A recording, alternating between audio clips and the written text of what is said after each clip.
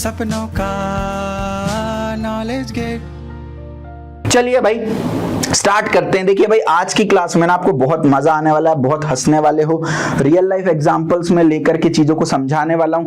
Oops concept आपने बहुत सारी जगह पढ़ा होगा, आई एम वेरी श्योर, लेकिन मैं जिस तरीके से पढ़ाऊंगा ना एकदम बिल्कुल ना हम सिंप्लिसिटी को प्राइम गोल बनाएंगे और इस तरीके से पढ़ेंगे कि भाई किसी भी जॉब इंटरव्यू में ये क्वेश्चन आपसे पूछ लिया जाए या कोई भी ऊप्स कॉन्सेप्ट पूछ लिया जाए, बहुत अच्छी तरीके से उनको एक्सप्लेन कर दो। प्रोग्राम्स भी देखेंगे, लाइव कोडिंग भी देखेंगे, सब कुछ देखने वाले। एक बार जल्दी से लास्ट टाइम आपसे पूछ रहा हूं, हाउ इज द जोश, एक्साइटमेंट लेवल कैसा है? जल्दी से सेशन को लाइक करके बता दें भाई एक्साइटमेंट लेवल आपका क्या है। भाई कंप्लीट ऊप्स कॉन्सेप्ट हम यहां पर डिस्कस करने वाले हैं। देखिए भाई ऊप्स कॉन्सेप्ट की नीड क्यों पड़ी भाई? सबसे पहले तो आपसे ये पूछ लिया जाए, सर मैं ऊप्स कॉन्सेप्ट तो पूरे पढ़ के गया हूं, इंटरव्यू में गया एकदम पूरे कॉन्फिडेंस से, इंटरव्यूअर ने पूछ लिया ऊप्स कॉन्सेप्ट की नीड क्या पड़ी? भाई वहीं हमारे तोते उड़ गए। ये जानना सबसे इंपॉर्टेंट है कि हम ऊप्स पढ़ने वाले हैं तो क्यों पढ़ना है। देखिए मॉड्यूलर प्रोग्रामिंग अचीव करने के लिए आपको ऊप्स कॉन्सेप्ट पढ़ना जरूरी है। अच्छा एक बात और मैं आपको बता देता हूं, क्लास की स्टार्टिंग में आपको मे भी लग सकता है कि भाई ये कौन से गोले से आदमी आ गया, पता नहीं क्या बोल रहा है, समझ नहीं आ रहा मेरे को, लेकिन टेंशन मत लेना भाई। सेशन के एंड होते होते ना सारे तार एकदम जुड़ जाएंगे और आप अंदर से एकदम इलेक्ट्रीफाई हो जाओगे, अंदर से करंट दौड़ रहा होगा आपके, ये मेरा प्रॉमिस है, ठीक है भाई। अब सर ऊप्स क्यों पढ़ना है? मॉड्यूलर प्रोग्रामिंग अचीव करने के लिए। सर अब ये मॉड्यूलर प्रोग्रामिंग क्या होती है और मॉड्यूलर प्रोग्रामिंग क्यों अचीव करना है? अच्छा मैं आपको ना दो सिचुएशन बताता हूं आपको, है ना।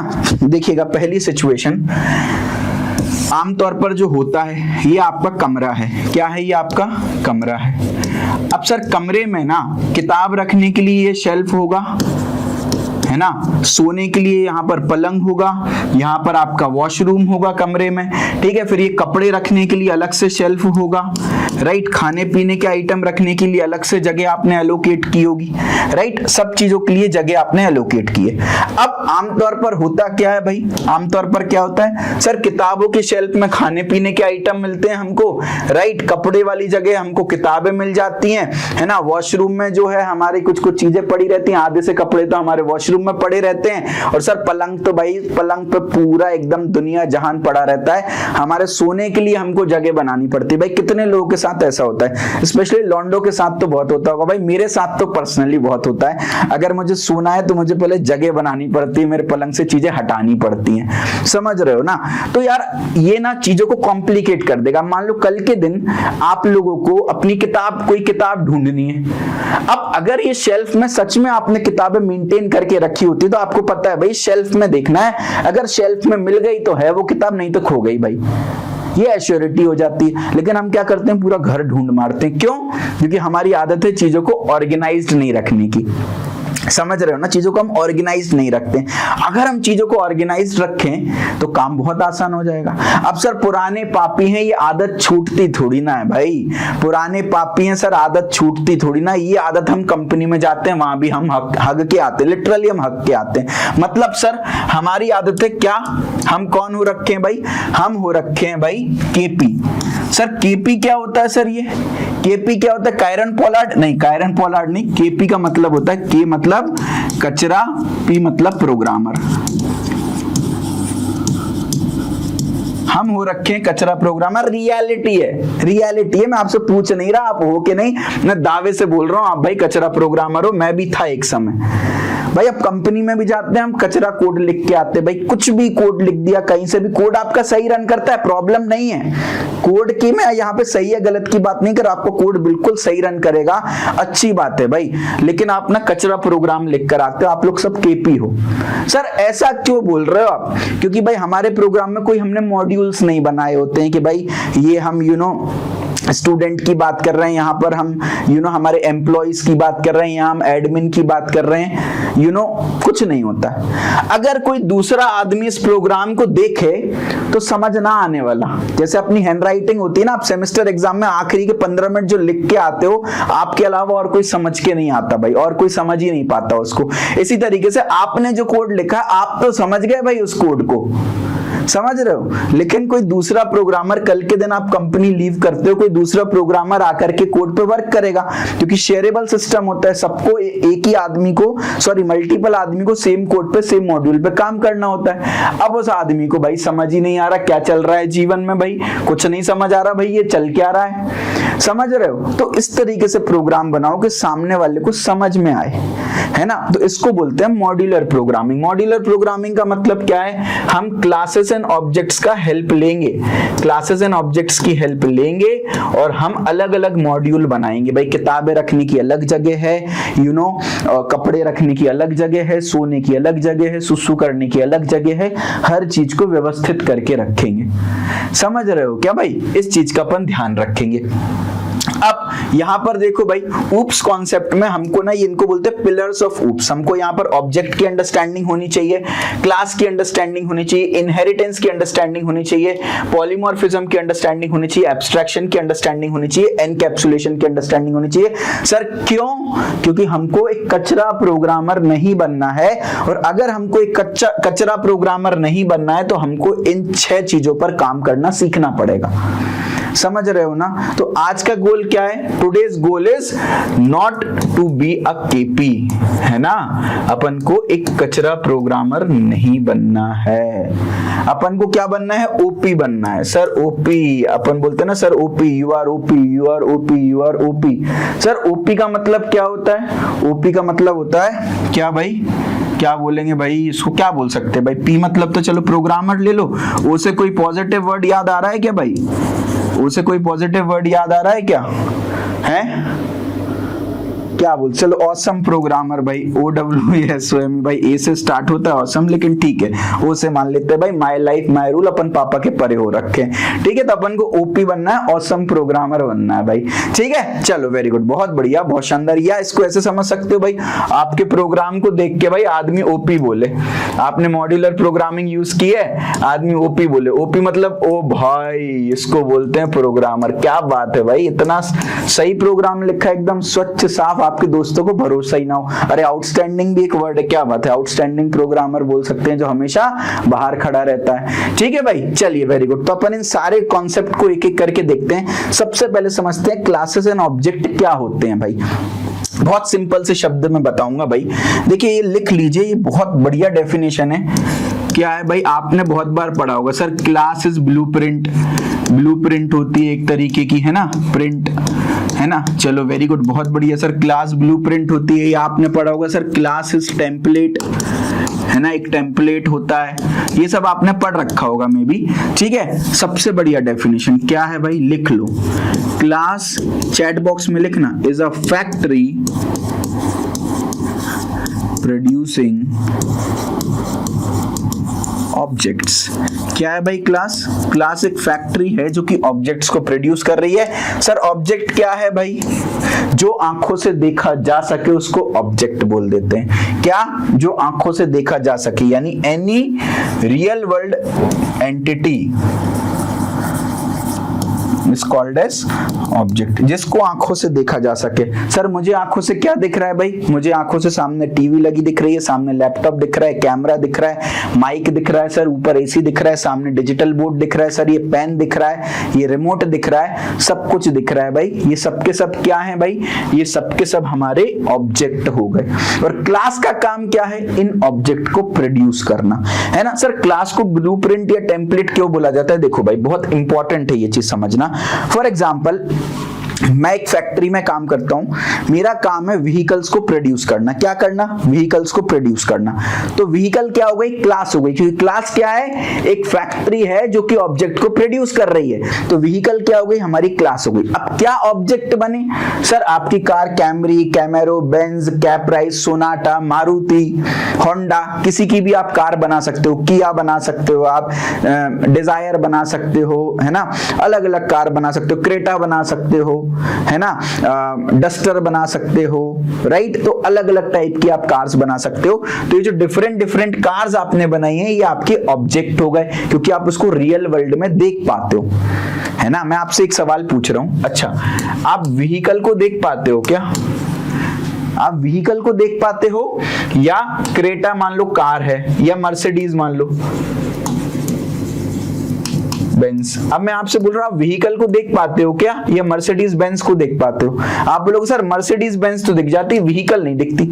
व्हीकल तो एक कम्युनिटी का नाम है ना यार, कम्युनिटी का नाम है, समझ रहे हो क्या इस चीज को? तो कभी भी फैक्ट्री नहीं दिखेगी, फैक्ट्री जो ऑब्जेक्ट प्रोड्यूस कर रहा है वो दिखेगी हमको। Getting my point? Getting my point है ना। इनोवा हो गई, स्कॉर्पियो हो गई, सब हो गई भाई, ऑडी हो गई, मर्सिडीज हो गई, BMW हो गई। तो हमने एक क्लास बना दी किस नाम की? कार नाम की भाई, या व्हीकल नाम से बना दी, कार नाम से बना दो, व्हीकल नाम से बना दो। हमने इस क्लास में क्या रखा भाई? कार किस साल में मैन्युफैक्चर हुई, है ना, मेकिंग कंपनी किस कंपनी ने बनाई है, और उस मॉडल नंबर को हमने स्टोर कर लिया। तो किस साल में वो कार बनी, किस कंपनी ने बनाई, और कौन सा मॉडल नंबर है वो हमने स्टोर कर लिया। अब ये जो वैल्यूज हैं ये चेंज होती रहेंगी भाई, अलग अलग कार, हर कार का कुछ ईयर होगा, कोई कंपनी होगी, कोई मॉडल होगा, है ना। तो ये डिफरेंट डिफरेंट ऑब्जेक्ट्स निकल के आएंगे। अभी हम ऊपर ऊपर से देख रहे हैं, फिर हम और डेप्थ में जाने वाले हैं, तो टेंशन नहीं लेना। अगर कुछ चीज जो है वो समझ नहीं आ रही है, बिल्कुल टेंशन नहीं लेना, सब आपको समझ आ जाएगा धीरे धीरे, ठीक है भाई। तो भाई ऑब्जेक्ट जो होते हैं उनका एक स्टेट होता है, एक बिहेवियर होता है। एक तरीके से अगर आप देखें तो हर एक ऑब्जेक्ट का एक स्टेट होता है, बिहेवियर होता है। जैसे सबसे बेस्ट एग्जांपल डॉग्स का ले लो भाई। डॉग्स का एक स्टेट होता है भाई, कुत्ते का नाम होगा, कलर होगा, ब्रीड होगी, है ना, हंग्री होगा या नहीं होगा कुत्ता। तो हर एक कुत्ते का स्टेट होता है। फॉर एग्जांपल उसका नाम हो गया, उसका कलर हो गया, उसकी ब्रीड हो गई, भूखा कुत्ता, पेट भरा हुआ कुत्ता। तो ऑब्जेक्ट का क्या होता है? स्टेट होता है। स्टेट के साथ साथ दूसरी चीज होती है बिहेवियर। बिहेवियर का मतलब क्या होता है भाई? बार्क करता है कुत्ता, चीजों को छीनता है, अपनी टेल को हिलाता है। वैगिंग का मतलब हिलाना। तो अगर मैं किसी भी ऑब्जेक्ट की बात करूं, तो दो चीजें होती हैं। एक तो उसकी स्टेट होती है। कार का एग्जांपल ले लूं अगर मैं, तो कार का क्या क्या स्टेट हो सकती है भाई? उसका मॉडल नंबर हो सकता है, किस साल में वो बनी, किस कलर की है वो कार, कितने पहिए हैं उसमें, कितने सीसी का आप इंजन यूज कर रहे हो, है ना, क्या बोलते हैं उसको, एयर बैलून कितने हैं उसमें, है ना, कितनी सीटिंग कैपेसिटी है उसकी, माइलेज कितना है उसका। ये सब क्या हो गए? ये सब हो गए उसका स्टेट, उसके फीचर्स बेसिकली। बिहेवियर क्या है? क्या क्या करती है भाई कार चलती है आगे, गेटिंग, ये उसका बिहेवियर हो गया, ठीक है। तो ऑब्जेक्ट का स्टेट होता है, बिहेवियर होता है ना। अब एक चीज और, एक ऑब्जेक्ट जो है उसको, उसके जितने भी स्टेट होते हैं ना, उस स्टेट को हम वेरिएबल्स में रखेंगे। अभी एग्जांपल से समझाऊंगा और क्लियर होगा। जितने भी ऑब्जेक्ट हैं उसका जो भी स्टेट है, ऑब्जेक्ट की दो चीजें हो गई भाई, ऑब्जेक्ट की दो चीजें हो गई। क्या क्या हो गई? उसका स्टेट हमको स्टोर कराना है, उसका बिहेवियर हमको स्टोर कराना है ना। स्टेट को स्टोर कराने के लिए हम प्रोग्रामिंग का सहारा लेंगे और हम वेरिएबल्स में उसका स्टेट स्टोर कराएंगे, है ना। स्टेट वेरिएबल्स में स्टोर कराते हैं, और उसका जो बिहेवियर होता है ना उसको हम फंक्शंस में स्टोर कराते हैं। और ऑब्जेक्ट ओरिएंटेड प्रोग्रामिंग में फंक्शंस को क्या बोलते हैं? मेथड्स बोलते हैं, ठीक है। फंक्शंस को मेथड्स बोल देते हैं। तो बिहेवियर स्टोर कराना है तो मेथड स्टोर, स्टेट स्टोर कराना है तो वेरिएबल। अच्छा एक चीज और मैं आपको बताऊं यहाँ पर, सर क्या बता रहा हूं, अच्छी वाली सर सी प्रोग्रामिंग थी, हमको ऊप्स क्यों इंट्रोड्यूस करना पड़ा? ऊप्स इंट्रोड्यूस हुई तो C++, जावा, पाइथन जैसी लैंग्वेजेस बनी। पर्पस वही है, दोबारा वहीं घूम फिर कर आएंगे, हमको एक कचरा प्रोग्रामर नहीं बनना है। सर क्लास एक बार और अच्छे समझाइए। देखिए क्लास जैसा कुछ नहीं होता। अभी देखो थ्रू आउट द लेक्चर हम क्लास को ही समझने वाले हैं, तो टेंशन नहीं लेना, सब समझ में आएगा, ठीक है भाई। सेशन को लाइक कर दो बच्चा, ठीक है। तो क्लास क्या है? एक ब्लूप्रिंट है किसी भी ऑब्जेक्ट का, एक फैक्ट्री है जो कि ऑब्जेक्ट को प्रोड्यूस करता है। जब भी आप किसी भी क्लास को लिखते हो, ये बहुत इंपॉर्टेंट पॉइंट है, जब भी आप किसी भी क्लास को लिखते हो आप डिस्क्राइब करते हो कि JVM जो है किस टाइप का ऑब्जेक्ट बनाए, है ना। फॉर एग्जांपल JVM का मतलब होता है जावा वर्चुअल मशीन, है ना। तो जैसे आपके कंपाइलर्स होते हैं, GCC वगैरह होता है, इसी तरीके से जावा में एक जावा वर्चुअल मशीन होती है। तो जैसे भाई प्रोग्राम कंपाइलर के पास जाता है, जावा का प्रोग्राम जावा वर्चुअल मशीन के पास जाता है। तो जैसे आपने क्लास बनाई है, क्लास जाएगी JVM के पास, और क्लास में हमने पूरा डिस्क्रिप्शन दिया होता है कि किस टाइप के ऑब्जेक्ट हमको बनाना है, और JVM हमको ऑब्जेक्ट बना करके देगी, है ना। अच्छा अब एक चीज और मैं आपसे बहुत सिंपल सी बात पूछता हूं। अगर मैं एक व्हीकल की फैक्ट्री में गया हूं, तो व्हीकल की फैक्ट्री में मुझे संतरे और केले तो देखने को मिलेंगे नहीं, है ना। व्हीकल की फैक्ट्री में मेरे को कार्स देखने को मिल सकती हैं, बाइक देखने को मिल सकती है, ट्रक्स देखने को मिल सकते हैं, है ना। तो आपने क्लास बनाई है सर व्हीकल की, तो जेवीएम समझ जाएगा कि ऑब्जेक्ट भी व्हीकल टाइप का बनाना है, कार बनाना है, ट्रक बनाना है। अगर मैं मान लो कार की फैक्ट्री में गया तो मुझे वहां पे कार्स ही तो देखने मिलेंगी भाई, अंगूर थोड़ी ना देखने को मिलेंगे। समझ रहे हो क्या इस बात को, है ना। तो जेवीएम को आप एक हिंट देते हो क्लास बना के कि भाई किस टाइप के ऑब्जेक्ट बनाने हैं। तो भाई एक क्लास हो गई बुक शेल्फ हमारा, एक क्लास हो गई हमारे कपड़े, एक क्लास हो गई पलंग, एक क्लास हो गई बाथरूम, है ना। तो भाई बुक शेल्फ वाली क्लास में आपको बुक्स ही देखने को मिलेंगी, है ना। कपड़े वाली क्लास में आपको कपड़े देखने को मिलेंगे, है ना। उसके अलावा पलंग वाली क्लास में आपको पलंग देखने को मिलेगा, वॉशरूम वाली क्लास में आपको वॉशरूम देखने को मिलेगा। समझ रहे हो क्या इस चीज को। तो जो कपड़ा है वो आपका ऑब्जेक्ट हो गया, शेल्फ जो है वो आपकी क्लास हो गई एक तरीके से, है ना। अब सर इसका मॉड्यूलर प्रोग्रामिंग से क्या लेने देना। मान लो आपने एक प्रोग्राम बनाया, आपका बुक शेल्फ वाला सब कुछ सही चल रहा है, एकदम बिल्कुल सही, बुक सॉर्टेड है, पलंग एकदम बिल्कुल आपका सही लगा है, वॉशरूम एकदम आपका क्लीन है। आपके एक या दो कपड़े ना मिसबिहेव कर रहे हैं या मिसमैच कर रहे हैं, कपड़े सही से नहीं रखे। अब आपका कंपनी में आखिरी दिन है, आप कोड को ऐसे ही छोड़ के चले गए, आपने पंच आउट कर दिया। अब नया प्रोग्रामर आएगा ना, उसको पता है कि भाई कपड़े में कोई इश्यू है, तो उस बेचारे भले मानुस को ना पूरा आपका कोड नहीं देखना पड़ेगा। उसको पता है कि बाकी मॉड्यूल सही है, इस एक पर्टिकुलर मॉड्यूल में हमारा काम जो है वो गड़बड़ हो रहा है, तो उस मॉड्यूल को सुधारने की कोशिश करेगा वो। तो देखो कितना व्यवस्थित काम हो गया ना यार। एक कोई कपड़ा घुमा है तो आप कपड़े वाली शेल्फ में देखोगे ना यार उसको, ना कि पूरे कमरे में देखोगे। Getting my point. अच्छा, इसका एक और बढ़िया सा एग्जांपल देता हूं, रियल वर्ल्ड एग्जांपल, है ना। क्लासेस की क्या जरूरत पड़ी। फॉर एग्जांपल मैंने अपने बीटेक में एक प्रोजेक्ट बनाया था। मैंने प्रोजेक्ट ये बनाया था, देखो मैंने जब प्रोजेक्ट बनाया था ना, आप लोग एक गलती करते हो, सब लोग ये गलती करते हो। देखो हम कंपनी में जा रहे हैं या एज अ ह्यूमन बीइंग हमारा फर्ज पता क्या होना चाहिए। हमारी लाइफ का एक ही मोटिव होना चाहिए, क्या, प्रॉब्लम सॉल्विंग। क्या होना चाहिए, एक ही मोटिव, प्रॉब्लम सॉल्विंग। सर खुद की प्रॉब्लम सॉल्विंग नहीं भाई, दूसरों की प्रॉब्लम सॉल्विंग। हम कैसे हमारे आसपास जो लोग रह रहे हैं उनकी प्रॉब्लम्स को सॉल्व कर सकते हैं। अगर आप एक प्रॉब्लम सॉल्विंग नेचर के हो ना, हर व्यक्ति आपकी रिस्पेक्ट करेगा, भले आपकी जेब में पैसा हो चाहे ना हो, है ना। अब सर आप क्या बोल रहे हो मुझे समझ नहीं आ रहा, अब मेरी बात आप जरा ध्यान से सुनो। जब आप प्रोजेक्ट बना रहे हो तो आप कभी ये मत सोचो कि मैं किस टेक्नोलॉजी पर बनाऊंगा। प्रोजेक्ट बनाते समय इवन कंपनी में, अभी आप मेजर प्रोजेक्ट, माइनर प्रोजेक्ट वगैरह बनाओगे, इवन कॉलेज में, लाइफ में, कभी भी प्रोजेक्ट बनाते समय आप ये सोचो कि आप अपने आसपास की सिचुएशन को कैसे बेटर कर सकते हो, है ना। सर क्लास एंड ऑब्जेक्ट की रियल अंडरस्टैंडिंग आज हुई है, thank you so much Honey ji. अब जब मैं क्लास में था ना अपने कॉलेज में, मेरे और मेरे बाकी दोस्तों में यही अंतर था, इसलिए शायद आज मैं 9 कंपनीज में प्लेस्ड बैठा हूं। मेरे दोस्त सोच रहे थे जावा पे बनाऊं कि पाइथन पे बनाऊं। मेरा ये था यार टेक्नोलॉजी देख लेंगे, सीख लेंगे यार, 10 दिन लगते हैं जावा सीखने में, 10 दिन लगते हैं पाइथन सीखने में, सीख लेंगे, बड़ी बात नहीं है ना। मैं ये सोच रहा था अपनी रियल लाइफ की जो प्रॉब्लम है उसको मैं कैसे सॉल्व करूं, और रियल लाइफ में मेरे दिल के सबसे करीब इस समय क्या है, कॉलेज है। तो अगर मैं अपने कॉलेज की कोई एग्जिस्टिंग प्रॉब्लम को सॉल्व कर पाया और कंपनी वालों को ये बता पाया कि मैं जिस जगह रहता हूं उस जगह की प्रॉब्लम सॉल्व करने की कोशिश करता हूं, मेरा ये नेचर है, तो कंपनी वाले आके चुम्मी दे देंगे कि भाई कल के दिन ये कंपनी में जाएगा तो कंपनी की जो एग्जिस्टिंग प्रॉब्लम्स है उसको सॉल्व करेगा। भाई आपको प्रॉब्लम सॉल्व करनी है, आप पड़ोसी की प्रॉब्लम सॉल्व करने जा रहे हो, डेली आपकी अपनी बीवी से लड़ाई होती है। अरे भाई पहले घर की प्रॉब्लम तो सॉल्व कर ले, तब तो पड़ोसी की सॉल्व करेगा, है ना। अब मैंने इंडिया लेवल पे नहीं सोचा कि मेरे को इंडिया में भाई बहुत बड़ा कुछ करना है, ऐसा वैसा, है ना। मैंने अपने कॉलेज लेवल पे सोचा। मैंने पता क्या प्रोजेक्ट बनाया था, मेरे कॉलेज में टोटल 64 क्लब्स हैं। Dancing club, yoga meditation club, holistic health club, न जाने दुनिया भर के क्लब हैं। अब 64 क्लब्स के ना 64 बुलेटिन बोर्ड्स हैं,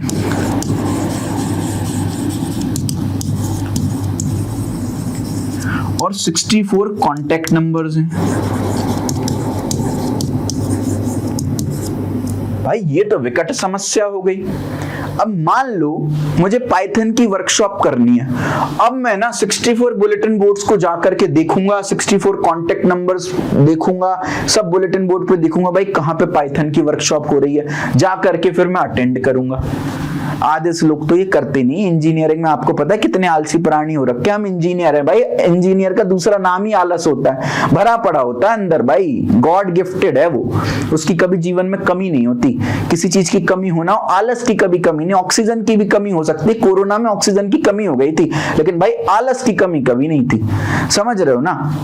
तो भाई इंजीनियर की सबसे बड़ी प्रॉब्लम आलस था। तो मैंने कहा ऑक्सीजन तो इनको दे देंगे, भगवान दे देंगे, लेकिन आलस के लिए भाई मैं कोई ना कोई सॉल्यूशन बनाना चाहता हूं, मैं इनको और आलसी करना चाहता हूं भाई, है ना। अब यहां पर देखो भाई, मैंने क्या किया, मैंने कुछ नहीं किया।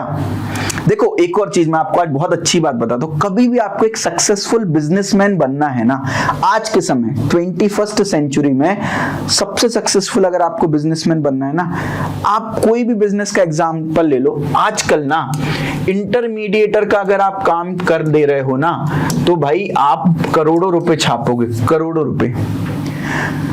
टैक्सी करने वाले ऑलरेडी थे, है ना, ये लोग थे, पीपल ऑलरेडी थे, टैक्सी वाले ऑलरेडी थे, दोनों ऑलरेडी थे। बीच में क्या ले आए, बीच में क्या ले आए, ओला उबर। आज करोड़ों की कंपनीज हैं ये, है ना। खाने वाले ऑलरेडी थे, भूखे लोग ऑलरेडी थे, होटल्स ऑलरेडी थे। होटल्स को कस्टमर की जरूरत थी, इनको सुविधा की जरूरत थी। बीच में कौन आ गए, Zomato, Swiggy. Getting my point, getting my point, है ना। एएमसी हाउसेस ऑलरेडी थे और पीपल ऑलरेडी थे जो पैसे इन्वेस्ट करने के लिए तैयार थे। बीच में कौन आ गए, ईटी मनी, ग्रो ऐप, करोड़ों की कंपनीज है आज ये। गेटिंग माई पॉइंट, क्या बोलना चाह रहा हूं आप ये समझ रहे हैं। तो आज के दिन और अच्छा एग्जांपल, टीचर्स ऑलरेडी थे, स्टूडेंट ऑलरेडी थे, टीचर्स ऑलरेडी थे। बीच में कौन आ गया, Unacademy. Getting my point, intermediate करोड़ों की कंपनी है, समझ रहे हो ना। तो भाई यहां पर ऑलरेडी 64 क्लब्स थे, स्टूडेंट्स ऑलरेडी थे। मेरे मन में शुरू से ये था कि मुझे एक इंटरमीडिएटर बनना है, मैं लाइफ में सक्सेसफुल हो जाऊंगा, मेरा एकदम करियर गोल क्लियर था। मैंने कहा मुझे इंटरमीडिएटर बनना है, मैं कैसे भी बनूं। मुझे यहां दिखी एक अपॉर्चुनिटी, स्टूडेंट ऑलरेडी हैं, 64 बुलेटिन बोर्ड्स ऑलरेडी हैं। मैंने कुछ नहीं किया, यहां बीच में आ गए यश भैया एज ए इंटरमीडिएटर, ये स्टूडेंट है। मैंने एक पोर्टल कंस्ट्रक्ट किया, उस पोर्टल में कुछ नहीं करना था, स्टूडेंट सर्च मारेगा पाइथन वर्कशॉप, जितने भी क्लब्स उस समय पाइथन वर्कशॉप होस्ट कर रहे हैं उस ड्यूरेशन में क्या डालेगा, पाइथन वर्कशॉप, और डेट डालेगा किस डेट में करनी है मुझे पाइथन वर्कशॉप। कुछ भी नहीं करना उसको, सिर्फ सर्च करना है। जितनी भी क्लब्स पाइथन वर्कशॉप कंडक्ट कर रही हैं उन सबकी डिटेल आ जाएगी। तो स्टूडेंट को बुलेटिन बोर्ड डालने की जरूरत ही नहीं है। और मेरा काम कुछ नहीं था, मैंने अपने सर पर टेंशन पाली ही नहीं, सिर्फ आपको क्लब दिखेंगे और उन क्लब का कांटेक्ट डिटेल दिखेगा, कांटेक्ट डिटेल दिखेगा। तो क्या होगा भाई इससे, आप बताओ क्या होगा भाई, क्लब दिखेंगे, कांटेक्ट डिटेल दिखेगी, भाई मेरी सरदर्दी खत्म। अब स्टूडेंट कॉल तो कर लेगा यार क्लब में। गेटिंग माय पॉइंट, है ना। कितना छोटा सा प्रोजेक्ट था यार, कितना छोटा सा प्रोजेक्ट था, पूरी 9 की 9 कंपनीज ने तारीफ की इस प्रोजेक्ट की, और कॉलेज में ये अप्रूव्ड भी हो गया और करंटली ये रन भी कर रहा है मेरे कॉलेज में। गेटिंग माय पॉइंट, समझ रहे हो। तो आपको कभी ना बहुत बड़ा चीज नहीं बनानी होती टेक्नोलॉजी, आपके प्रोजेक्ट का पर्पस देखा जाता है इंटरव्यू में। अगर आप एक पर्पस को सॉल्व कर रहे हो, भले छोटा सा पर्पस हो, आपको सम्मान मिलेगा भाई। Getting my point, getting my point, है ना। अब यहां पर आप एक चीज सुनो, अब इसमें ना क्लब्स वालों को बहुत ज्यादा फायदा हुआ। एक तो इतने सारे प्रिंट आउट वगैरह उनको निकालने पड़ रहे थे भाई, वो टेंशन खत्म थी। प्रिंट आउट वगैरह निकालना नहीं पड़ रहा, ना बुलेटिन बोर्ड पे चिपकाना पड़ रहा, ना अपडेट करना। वो इंफॉर्मेशन हमारी टीम को देते थे, हमारी टीम उसको अपडेट कर देती थी, बस खत्म बात, इतनी सी बात थी। अब इनके बीच में ना एक कॉम्पिटिशन भी क्रिएट हो गया। मान लो मेरे इवेंट में कितने बच्चे बुलेटिन बोर्ड में चेक कर रहे हैं मुझे नहीं पता चलता था, है ना। कितने बच्चे बुलेटिन बोर्ड में देख रहे हैं नहीं पता चलता था। यहां पर जैसे ही बच्चा पाइथन वर्कशॉप टाइप करेगा, अगर 3 क्लब पाइथन वर्कशॉप होस्ट कर रहे होंगे ना, तो उस क्लब का वर्कशॉप सबसे टॉप पे आएगा जो क्लब टॉप कर रहा है। सर वो कैसे मेंटेन किया? वो मैंने क्लिक काउंट्स पे मेंटेन किया। जिस क्लब की हाईएस्ट क्लिकिंग रेट होगी वो क्लब टॉप करेगा। तो भाई बाकी क्लब लग गए, भाई हमको हमारा क्लिक रेट बढ़ाना है, back to back events host कर रहे हैं, जिससे कि भाई पाइथन वर्कशॉप अगर मान लो कोई XYZ क्लब कर रहा है तो मेरा भी क्लब करेगा भाई, क्योंकि मुझे अपना क्लिक रेट बढ़ाना है। एक कॉलेज में नेक्स्ट लेवल का माहौल क्रिएट हो गया। अब मेरे साथ सबसे बड़ा चैलेंज ये आ रहा था कि यार मुझे ना सिक्योरिटी इंश्योर करनी थी मेरे प्रोजेक्ट की, तो उसके लिए मुझे ऊप्स सीखना पड़ा और डोम मॉडल को सीखना पड़ा। डॉक्यूमेंट ऑब्जेक्ट मॉडल बोलते हैं। सर ये डोम मॉडल क्या है? देखिए डोम मॉडल में क्या होता है, मैंने अलग अलग क्लासेस बनाई। एक क्लास मैंने बनाई एडमिन की, एक क्लास मैंने बनाई विजिटर्स की, है ना, एक क्लास मैंने बनाई एम्प्लॉय की, या वॉलंटियर क्लास भी इसको बोल सकते हैं, एक क्लास मैंने बनाई मास्टर क्लास। 4 क्लासेस मैंने बनाई। मास्टर क्लास को कौन देख रहा है? मैं और मेरी टीम देख रही है। तो इसमें सारे हाईएस्ट सिक्योरिटी वाले फीचर्स थे भाई, कि हम चाहे तो एक क्लिक पे वेबसाइट बंद कर सकते, कोई हैक ना कर पाए। तो वो चीज हमने दी, और ये कोड हमने किसी के साथ नहीं शेयर किया, कोई भी नहीं देख पा रहा है इस कोड को, सिर्फ हमारी टीम देख पा रही है। एडमिन कौन हो गए? इसमें सब क्लब के प्रेसिडेंट, वाइस प्रेसिडेंट और फैकल्टीज थे। तो ये एडमिन का राइट था भाई, कौन से इवेंट को हटाना है, कौन से को नहीं हटाना, कौन से एम्प्लॉय को ऐड करना है, कौन से को नहीं ऐड करना है ना। अब एम्प्लॉय वॉलंटियर कौन हो गए भाई? उस क्लब में जितने भी वॉलंटियर्स काम कर रहे हैं वो सब इसमें आ गए। इनके अलग अलग राइट्स होंगे भाई, इन सबको अलग अलग राइट्स होंगे। और विजिटर्स में क्या हो गया भाई? विजिटर्स में सारे बच्चे आ गए, बच्चों के अलग अलग राइट्स हैं, सबको अलग अलग राइट्स हैं, सबको अलग अलग सिक्योरिटीज प्रोवाइड करनी है, तो सबके अलग अलग मॉड्यूल है। और मैंने इनहेरिटेंस का यूज कर लिया भाई, कोई भी हो, चाहे एम्प्लॉय हो, चाहे मास्टर हो, चाहे एडमिन हो, भाई सबके नाम तो स्टोर कराने ही पड़ेंगे, सबकी आईडी स्टोर करानी पड़ेगी बस। तो कॉलेज आईडी स्टोर करा ली, नाम स्टोर करा लिए, ये मेरी बन गई सुपर क्लास, और बाकी सब मेरी बन गई बेस क्लास, और इनहेरिटेंस का मैंने यूज कर लिया। समझ रहे हो क्या मेरी बात को? नाउ सी, तो आपको ये देखना आपके आसपास, आपकी सोसाइटी में, आपके कॉलेज में क्या अपॉर्चुनिटीज हैं, क्या सेवा का मौका है जो आप कर सकते हो, कर डालो भाई। 100% आपका प्रोजेक्ट अप्रूव होगा, कंपनी सिलेक्ट कर लेंगी आपको। गेटिंग माय पॉइंट, है ना? चलो वेरी गुड, बहुत बढ़िया, बहुत शानदार। तो अपन क्लासेस एंड ऑब्जेक्ट पर वापस आ जाते हैं भाई। तो आपने एक डॉग नाम की क्लास बनाई। अब इसके अंदर क्या है? वेरिएबल्स होंगे, डेटा मेंबर्स होंगे, जो कि इनकी स्टेट को बताएंगे, है ना। तो डेटा मेंबर्स को ही वेरिएबल बोल देते हैं, है ना, या वेरिएबल कोई डेटा मेंबर। तो एक ब्रीड नाम का वेरिएबल बना लिया, साइज, एज, कलर, ये उसके एट्रीब्यूट को बता रहा है, ये बेसिकली बता रहा है उसकी स्टेट क्या है डॉग की। और ये मेथड्स जो होते हैं, फंक्शंस होते हैं, वो क्या बताते हैं? बिहेवियर को बताते हैं भाई, किसका बिहेवियर कैसा है, ये खाता है कि नहीं खाता, सोता है कि नहीं, बैठता है कि नहीं, रन करता है कि नहीं, ये सब बता दिए। क्लैरिटी मिली क्या? क्लैरिटी मिली। चलिए वेरी गुड, बहुत बढ़िया, बहुत शानदार, है ना। चलो अब कैसे डिक्लेयर करते हैं? बिल्कुल जैसे स्ट्रक्चर डिक्लेयर करते थे, स्ट्रक्चर के बड़ा भाई है क्लास। स्ट्रक्चर के अंदर सिक्योरिटी फीचर्स नहीं थे, क्लास के अंदर सिक्योरिटी फीचर्स है, बस इतना सा अंतर है। स्ट्रक्चर के अंदर आप फंक्शंस नहीं डाल सकते थे, मेथड्स नहीं डाल सकते थे, केवल वेरिएबल्स डाल सकते थे।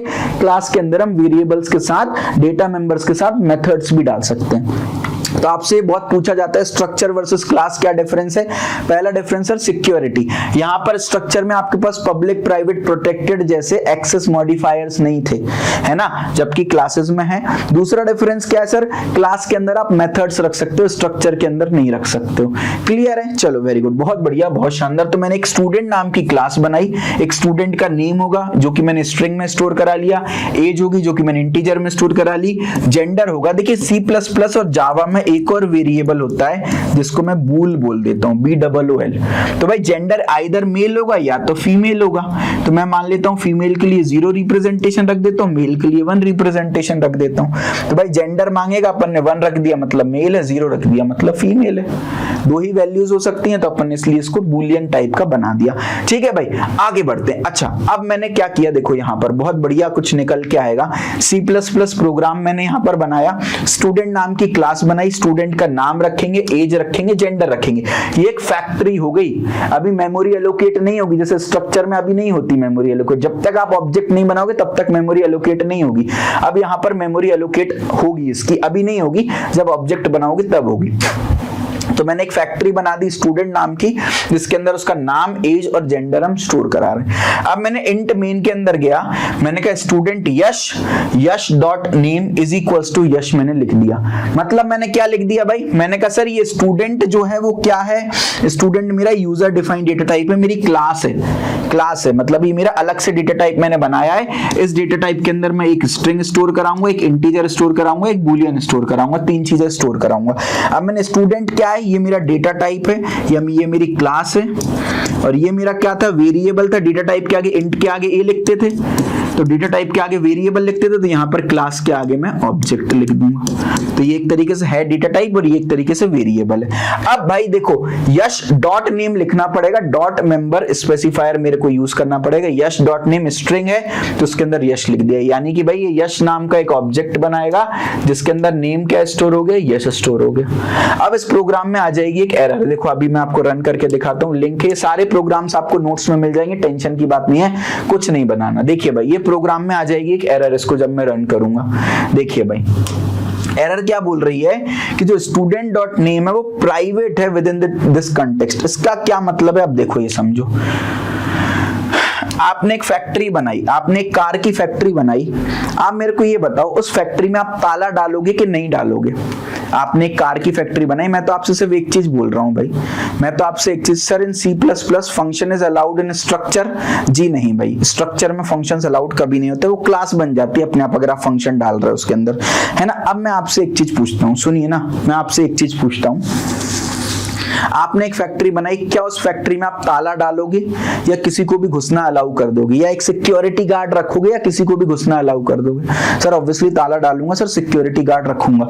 अब यहां पर क्या हुआ, ये जो क्लास है ना, जब तक आपने कुछ भी मेंशन नहीं किया, बाय डिफॉल्ट ये तीनों होते हैं प्राइवेट, ताले डले हुए हैं इनमें, इनको कोई भी एक्सेस नहीं कर सकता, कोई भी एक्सेस नहीं कर सकता है भाई, इनको कोई भी एक्सेस नहीं कर सकता है। तो आपने बोला यश डॉट नेम, हम नेम को एक्सेस करने की कोशिश कर रहे हैं, वो बोलेगा नहीं भाई ये प्राइवेट है, आप अभी एक्सेस नहीं कर सकते हो, आप अभी एक्सेस नहीं कर सकते, इसलिए प्रोग्राम एरर दे देगा। ये सिक्योरिटी आ गई, ये स्ट्रक्चर के अंदर नहीं थी हमारे पास फैसिलिटी। अगर आपने इसको स्ट्रक्ट बनाया होता तो क्या हो जाता, मैं इनको आराम से यूज कर पाता, लेकिन आपने स्ट्रक्ट की जगह क्लास बनाया। इसका क्या मतलब हो गया, इसका मतलब सर ये प्राइवेट हो गए, सिक्योरिटी मिल गई। तो मैं क्या करूंगा भाई, मैं देखो बिल्कुल मेरे को यही एरर आ गई भाई, प्राइवेट है ये इसलिए मैं आप इसको यूज नहीं कर सकते हो, ठीक है। तो मैंने क्या किया, मैंने इनको पब्लिक बना दिया। इस तरीके से आप पब्लिक लिख देते हो ना, तो ये तीनों अब हो गए पब्लिक। क्या हो गए, ये तीनों हो गए पब्लिक हो गए भाई। अब पब्लिक हो गए तो इसका मतलब है भाई आपने फैक्ट्री की जगह मंदिर खोल दिया है, जिसको आना है आए भाई, दर्शन करे, दान डाले और आगे चला जाए। तो बाय डिफॉल्ट क्या होते हैं, क्लास मेंबर्स प्राइवेट होते हैं, ये ध्यान रखना है, बाय डिफॉल्ट प्राइवेट होते हैं, ठीक है। आपने इनको पब्लिक कर दिया, अब ये प्रोग्राम बहुत अच्छे से चल जाएगा। एक बार रन करके देख लेता हूं, कुछ भी आउटपुट नहीं देगा क्योंकि हम कुछ प्रिंट नहीं कर रहे हैं, लेकिन चल जाएगा बहुत अच्छे से। जल्दी से इसको रन करके दिखा देता हूं भाई। वेरी गुड, खुल जा भाई जल्दी से, बोलो जल्दी से खुल जा सिम सिम, तो खुल जाएगा, कम ऑन, वेरी गुड। ये आपका प्रोग्राम खुल चुका है, इसको मैं रन कर देता हूं। देखिए भाई पब्लिक बनाया है तो होपफुली कुछ भी एरर नहीं देना चाहिए भाई, प्रोग्राम फिनिश हो गया बिना किसी एरर के, आउटपुट कुछ भी नहीं दिया क्योंकि हमने कुछ भी प्रिंट नहीं कराया। वेरी गुड, बहुत बढ़िया, बहुत शानदार, है ना। कोई भी डाउट कंफ्यूजन हो बच्चा तुरंत पूछना, समझ आ रहा हो वाई टाइप करना, चैट बॉक्स में एक्टिव रहना बहुत इंपॉर्टेंट है, ठीक है भाई। आगे बढ़ते हैं। अब देखो भाई, अब यहां पर आएगा मजा।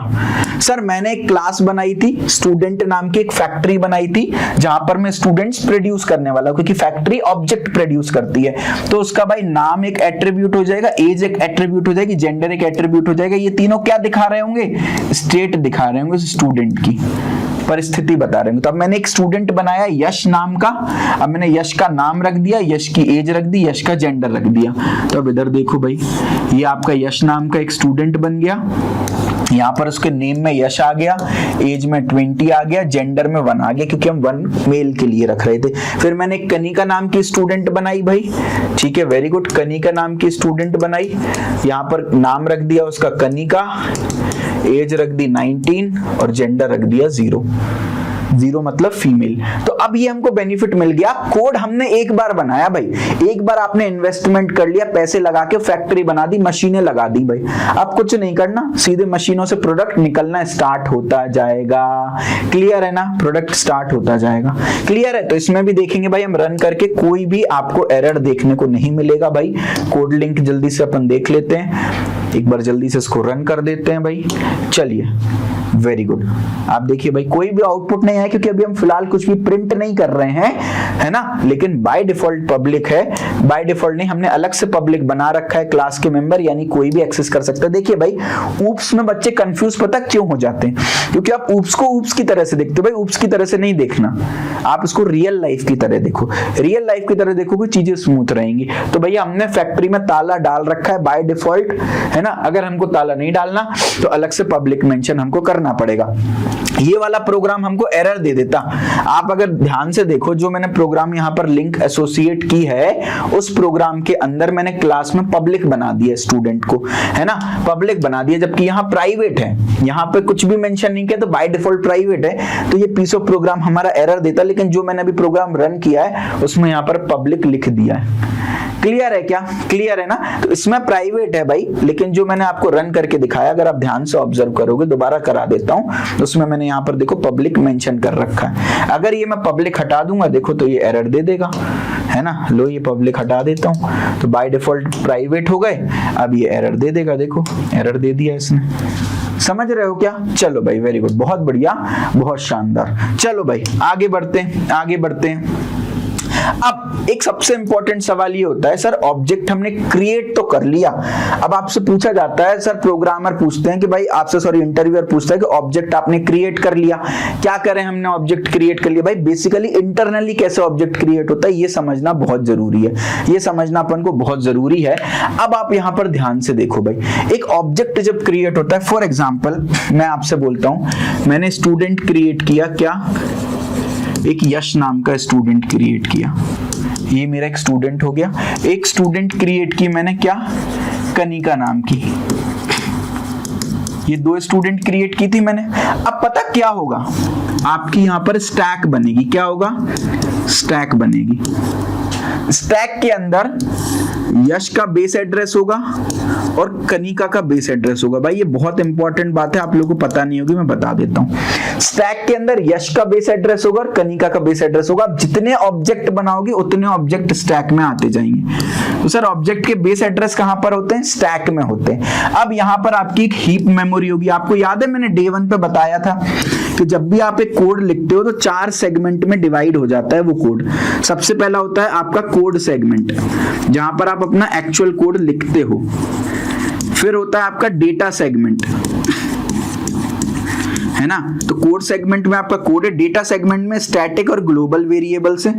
फिर इधर आपका होता है स्टैक और इधर आपका होता है हीप। और ये सॉफ्ट बाउंड्री होती है, स्टैक नीचे ग्रो करता रहता है, हीप ऊपर ग्रो करता रहता है। एक समय ऐसा आता है कि इनके बीच में गैप 0 बनता है, इनके बीच में गैप जो है वो 0 बचता है। ठीक है भाई, चलो वेरी गुड, बहुत बढ़िया, बहुत शानदार। ठीक है, चलो बहुत बढ़िया। चलिए ठीक है,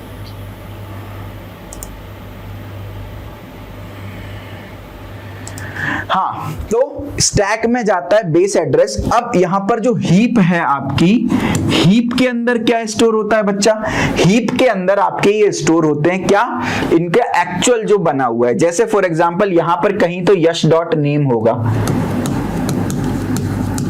यहां पे कहीं तो कनिका डॉट नेम होगा, ठीक है। यहां पे कहीं तो यश डॉट एज होगी, यहां पे कहीं तो कनिका डॉट एज होगी, है ना। इसी तरीके से यहां पे कहीं तो यश डॉट जेंडर होगा और कहीं तो कनिका डॉट जेंडर होगा। अब यहां से एक चीज और पता चली, स्ट्रक्चर और क्लास के बीच में क्या डिफरेंस है? स्ट्रक्चर और क्लास के बीच में एक और डिफरेंस है, अगर आपको याद हो, स्ट्रक्चर में मैंने आपको बताया था कंटीग्यूअस मेमोरी एलोकेट होती है, यहीं पर इसका नेम स्टोर होगा, यहीं पर इसकी एज स्टोर होगी, यहीं पर इसका जेंडर स्टोर होगा, कंटीन्यूअस मेमोरी एलोकेट होती है, जबकि क्लास में कंटीन्यूअस मेमोरी एलोकेट ही नहीं होती। इसी यश के अंदर ना ये 3 एड्रेस स्टोर करा लेगा, ये आपका नेम का बेस एड्रेस स्टोर करा लेगा, आपकी एज का बेस एड्रेस स्टोर करा लेगा और आपके जेंडर का बेस एड्रेस स्टोर करा लेगा। ऐसे कनिका में ये 3 एड्रेस स्टोर करा लेगा। समझ रहे हो ना? तो बताओ कितने लोगों को नहीं पता था ये वर्किंग कैसे होती है। तो जब भी कभी आप एक ऑब्जेक्ट क्रिएट करते हो, स्टैक में सारे बेस एड्रेसेस होते हैं, जितने भी डेटा मेंबर हैं, मान लो 3 डेटा मेंबर हैं तो तीनों के बेस एड्रेस होंगे, क्योंकि ये कहीं पर भी हो सकते हैं हीप के अंदर। Getting my point? ये कहीं पर भी होते हैं हीप के अंदर। क्लियर है क्या? क्लियर है क्या? कोई भी बात, कोई भी दिक्कत, तकलीफ, कोई भी परेशानी है ना? चलिए, वेरी गुड, बहुत बढ़िया, बहुत शानदार, है ना? चलो आगे बढ़ते हैं, है ना? आगे बढ़ते हैं, चलो, है ना? आगे बढ़ते हैं भाई। अब देखो एक एक फैसिलिटी पढ़ते हैं भाई। क्लासेस एंड ऑब्जेक्ट क्लियर है? किसी को भी कोई भी डाउट है जल्दी से बता दो भाई। ये अपना बेसिक फाउंडेशन बन गया। अब बहुत फटाफट चीजें अपन को समझ में आएंगी। Classes object clear? किसी भी बच्चे को कोई भी डाउट है भाई अभी पूछ लो। कोई भी डाउट है क्या? कोई भी डाउट है क्या? कोई भी डाउट है? हाँ जी पूछिए, क्या डाउट है भाई? है ना? एकदम क्लियर है, एकदम क्लियर है। हाँ, कुछ लोगों को ये है कि सर स्ट्रक्चर जो है उसके अंदर फंक्शंस अलाउड होते हैं कि नहीं होते? भाई सी लैंग्वेज में फंक्शंस अलाउड नहीं होते हैं, C++ में स्ट्रक्चर के अंदर भी आप फंक्शंस लिख सकते हो। लेकिन अगर आपसे जब बेसिक डिफरेंस पूछें कि भाई स्ट्रक्चर और क्लास में क्या डिफरेंस होता है, तो आपको ये बोलना पड़ेगा कि सर फंक्शन स्ट्रक्चर में अलाउड नहीं होते जबकि क्लासेस में अलाउड होते हैं। थ्योरेटिकल पॉइंट ऑफ व्यू से मैं बता रहा था, है ना? क्लियर है क्या? चलिए, वेरी गुड, बहुत बढ़िया। कुछ लोगों को पता नहीं क्या खुजली। देखो इसलिए बोलता हूं, आपका जो दिमाग है ना जड़ है बहुत। एक बंदा यहाँ पे लगातार टाइप करने में लगा, भाई टाइप की जगह तू सुन ले मैं क्या बोल रहा हूं। समझ रहे हो क्या? जब आप पढ़ा रहे होते हो ना, जब 150 बच्चे आपको देख रहे होते लाइव, तो उस समय आप अलग ही फीलिंग में होते हो। आप क्या बोल रहे होते हो कई बार आपको नहीं समझ आता, है ना? तो आपके जो क्लासेस होती हैं उनके अंदर फंक्शंस अलाउड होते हैं, स्ट्रक्चर के अंदर भी अलाउड होते हैं। अगर C++ में लिख रहे हो, सी में लिख रहे हो तो अलाउड नहीं होते। सर फिर डिफरेंस क्या हो गया C++ की क्लासेस में और स्ट्रक्चर में? बात यहाँ पर सिक्योरिटी की आ रही है। एक्सेस मॉडिफायर्स आप यूज कर सकते हो, सिक्योरिटी दे सकते हो, और साथ में अगर कंटीग्यूअस मेमोरी नहीं भी है तो चल जाएगा। समझ रहे? अब यहां पर ना जब भी मैं ऊप्स की बात करता हूं, जब भी मैं मॉड्यूलर प्रोग्रामिंग की बात करता हूं, तो मैं छोटे मोटे प्रोग्राम नहीं देखता हूं, मैं बड़े लेवल पर देखता हूं। सर यहां पर आप बताओ कितने बाइट का होगा ये? ले दे के भाई मैंने मान लिया 40 बाइट नाम को दे दिए, इंट को 2 बाइट दे दिए, बूल को 1 बाइट दे दिया, 43 बाइट है। सर 43 बाइट तो कंटीग्यूअस होएगा ही ना यार, होता ही है इतनी तो मेमोरी में।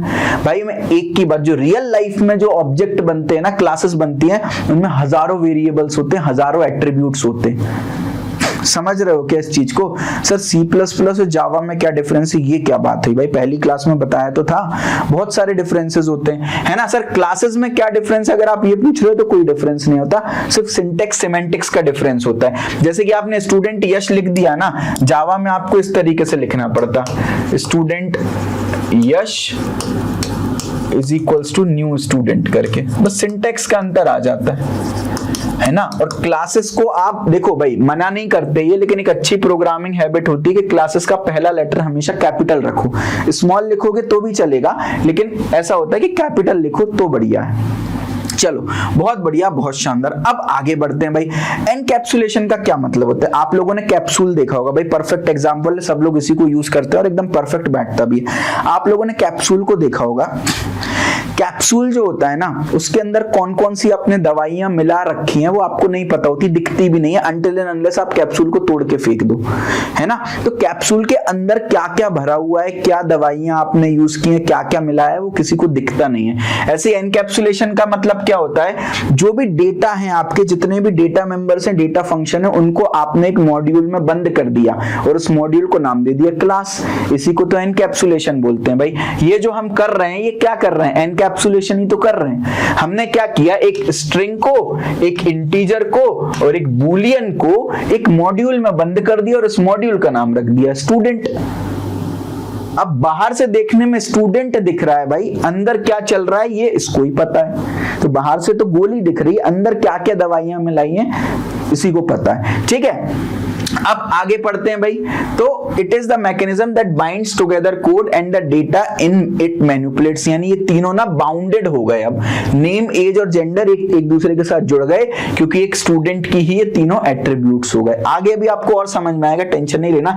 Another way to think about encapsulation is this, it is a protective shield that prevents the data from being accessed by the code outside this shield. अब देखिए भाई, यहां पर बच्चे ना इंटरव्यू में पूछते हैं सर एनकैप्सुलेशन क्या, एक डेफिनेशन रटी पड़ी है सर। एनकैप्सुलेशन मतलब सबको कैप्सूल में बंद कर देना। इसका मतलब क्या हुआ सर, सारी चीजों को, जितने भी डेटा मेंबर्स हैं, जितने भी मेंबर फंक्शंस हैं, यानी जितने भी वेरिएबल्स एंड फंक्शंस हैं, उन सबको एक कैप्सूल में बंद कर दिया और इस कैप्सूल का नाम मैंने क्लास दे दिया, है ना। इसको बोलते हैं एनकैप्सुलेशन। भाई इंटरव्यूअर बोलेगा 50% आपका आंसर सही है, मतलब सही तो 100% है लेकिन कंप्लीट 50% है। एनकैप्सुलेशन का एक और पर्पस होता है सिक्योरिटी देना। सिक्योरिटी देने का क्या मतलब है मैं आपको समझाऊंगा।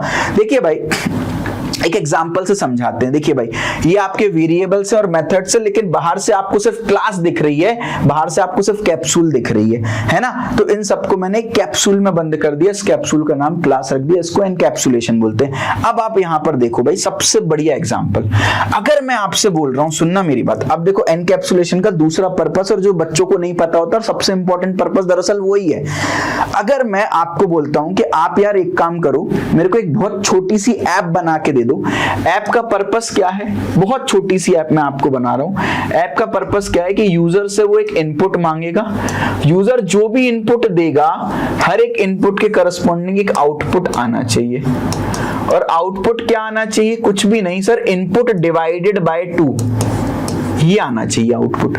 बहुत छोटा सा ऐप आपसे बनवा रहा हूं। तो आपने क्या बोला भाई, अगर यूजर 6 एंटर करे सर आउटपुट 3 आ जाए, सर यूजर 8 एंटर करे तो आउटपुट आपका 4 आ जाए। तो जो भी यूजर एंटर कर रहा है उसका हाफ जो है वो आउटपुट आ जाए। अब एक तो होगा सर हम ये सी लैंग्वेज में बना दें, हम अगेन बन जाएंगे कचरा प्रोग्रामर, क्योंकि सी लैंग्वेज कंपनीज में यूज नहीं करना, कंपनीज में हमको मॉड्यूलर प्रोग्रामिंग यूज करना है। अब यहां पर देखो, आपने कोड लिखा, आपने केजी नाम की क्लास बनाई, आपने उस क्लास के अंदर 2 इंटीजर्स दे दिए पी और क्यू, है ना, और आपने इनको पब्लिक बना दिया कि भाई कोई भी इनको यूज कर ले, कोई टेंशन नहीं है। आपने पब्लिक पी और क्यू डिक्लेयर कर दी।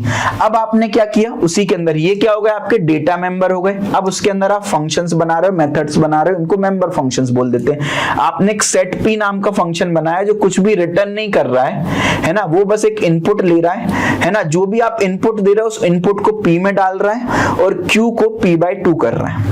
बेसिकली समझो क्या हो रहा है, आपने एक फैक्ट्री बनाई जिसमें पी और क्यू 2 इंटीजर्स दे दिए।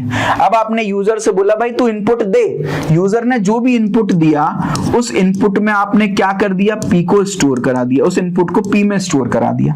और आपने क्या किया, क्यू को p/2 कर दिया, क्यू को आधा कर दिया क्योंकि आपको आउटपुट आधा चाहिए, और इस क्यू को आप आउटपुट प्रोड्यूस कर दोगे, आउटपुट की तरह ट्रीट कर लोगे।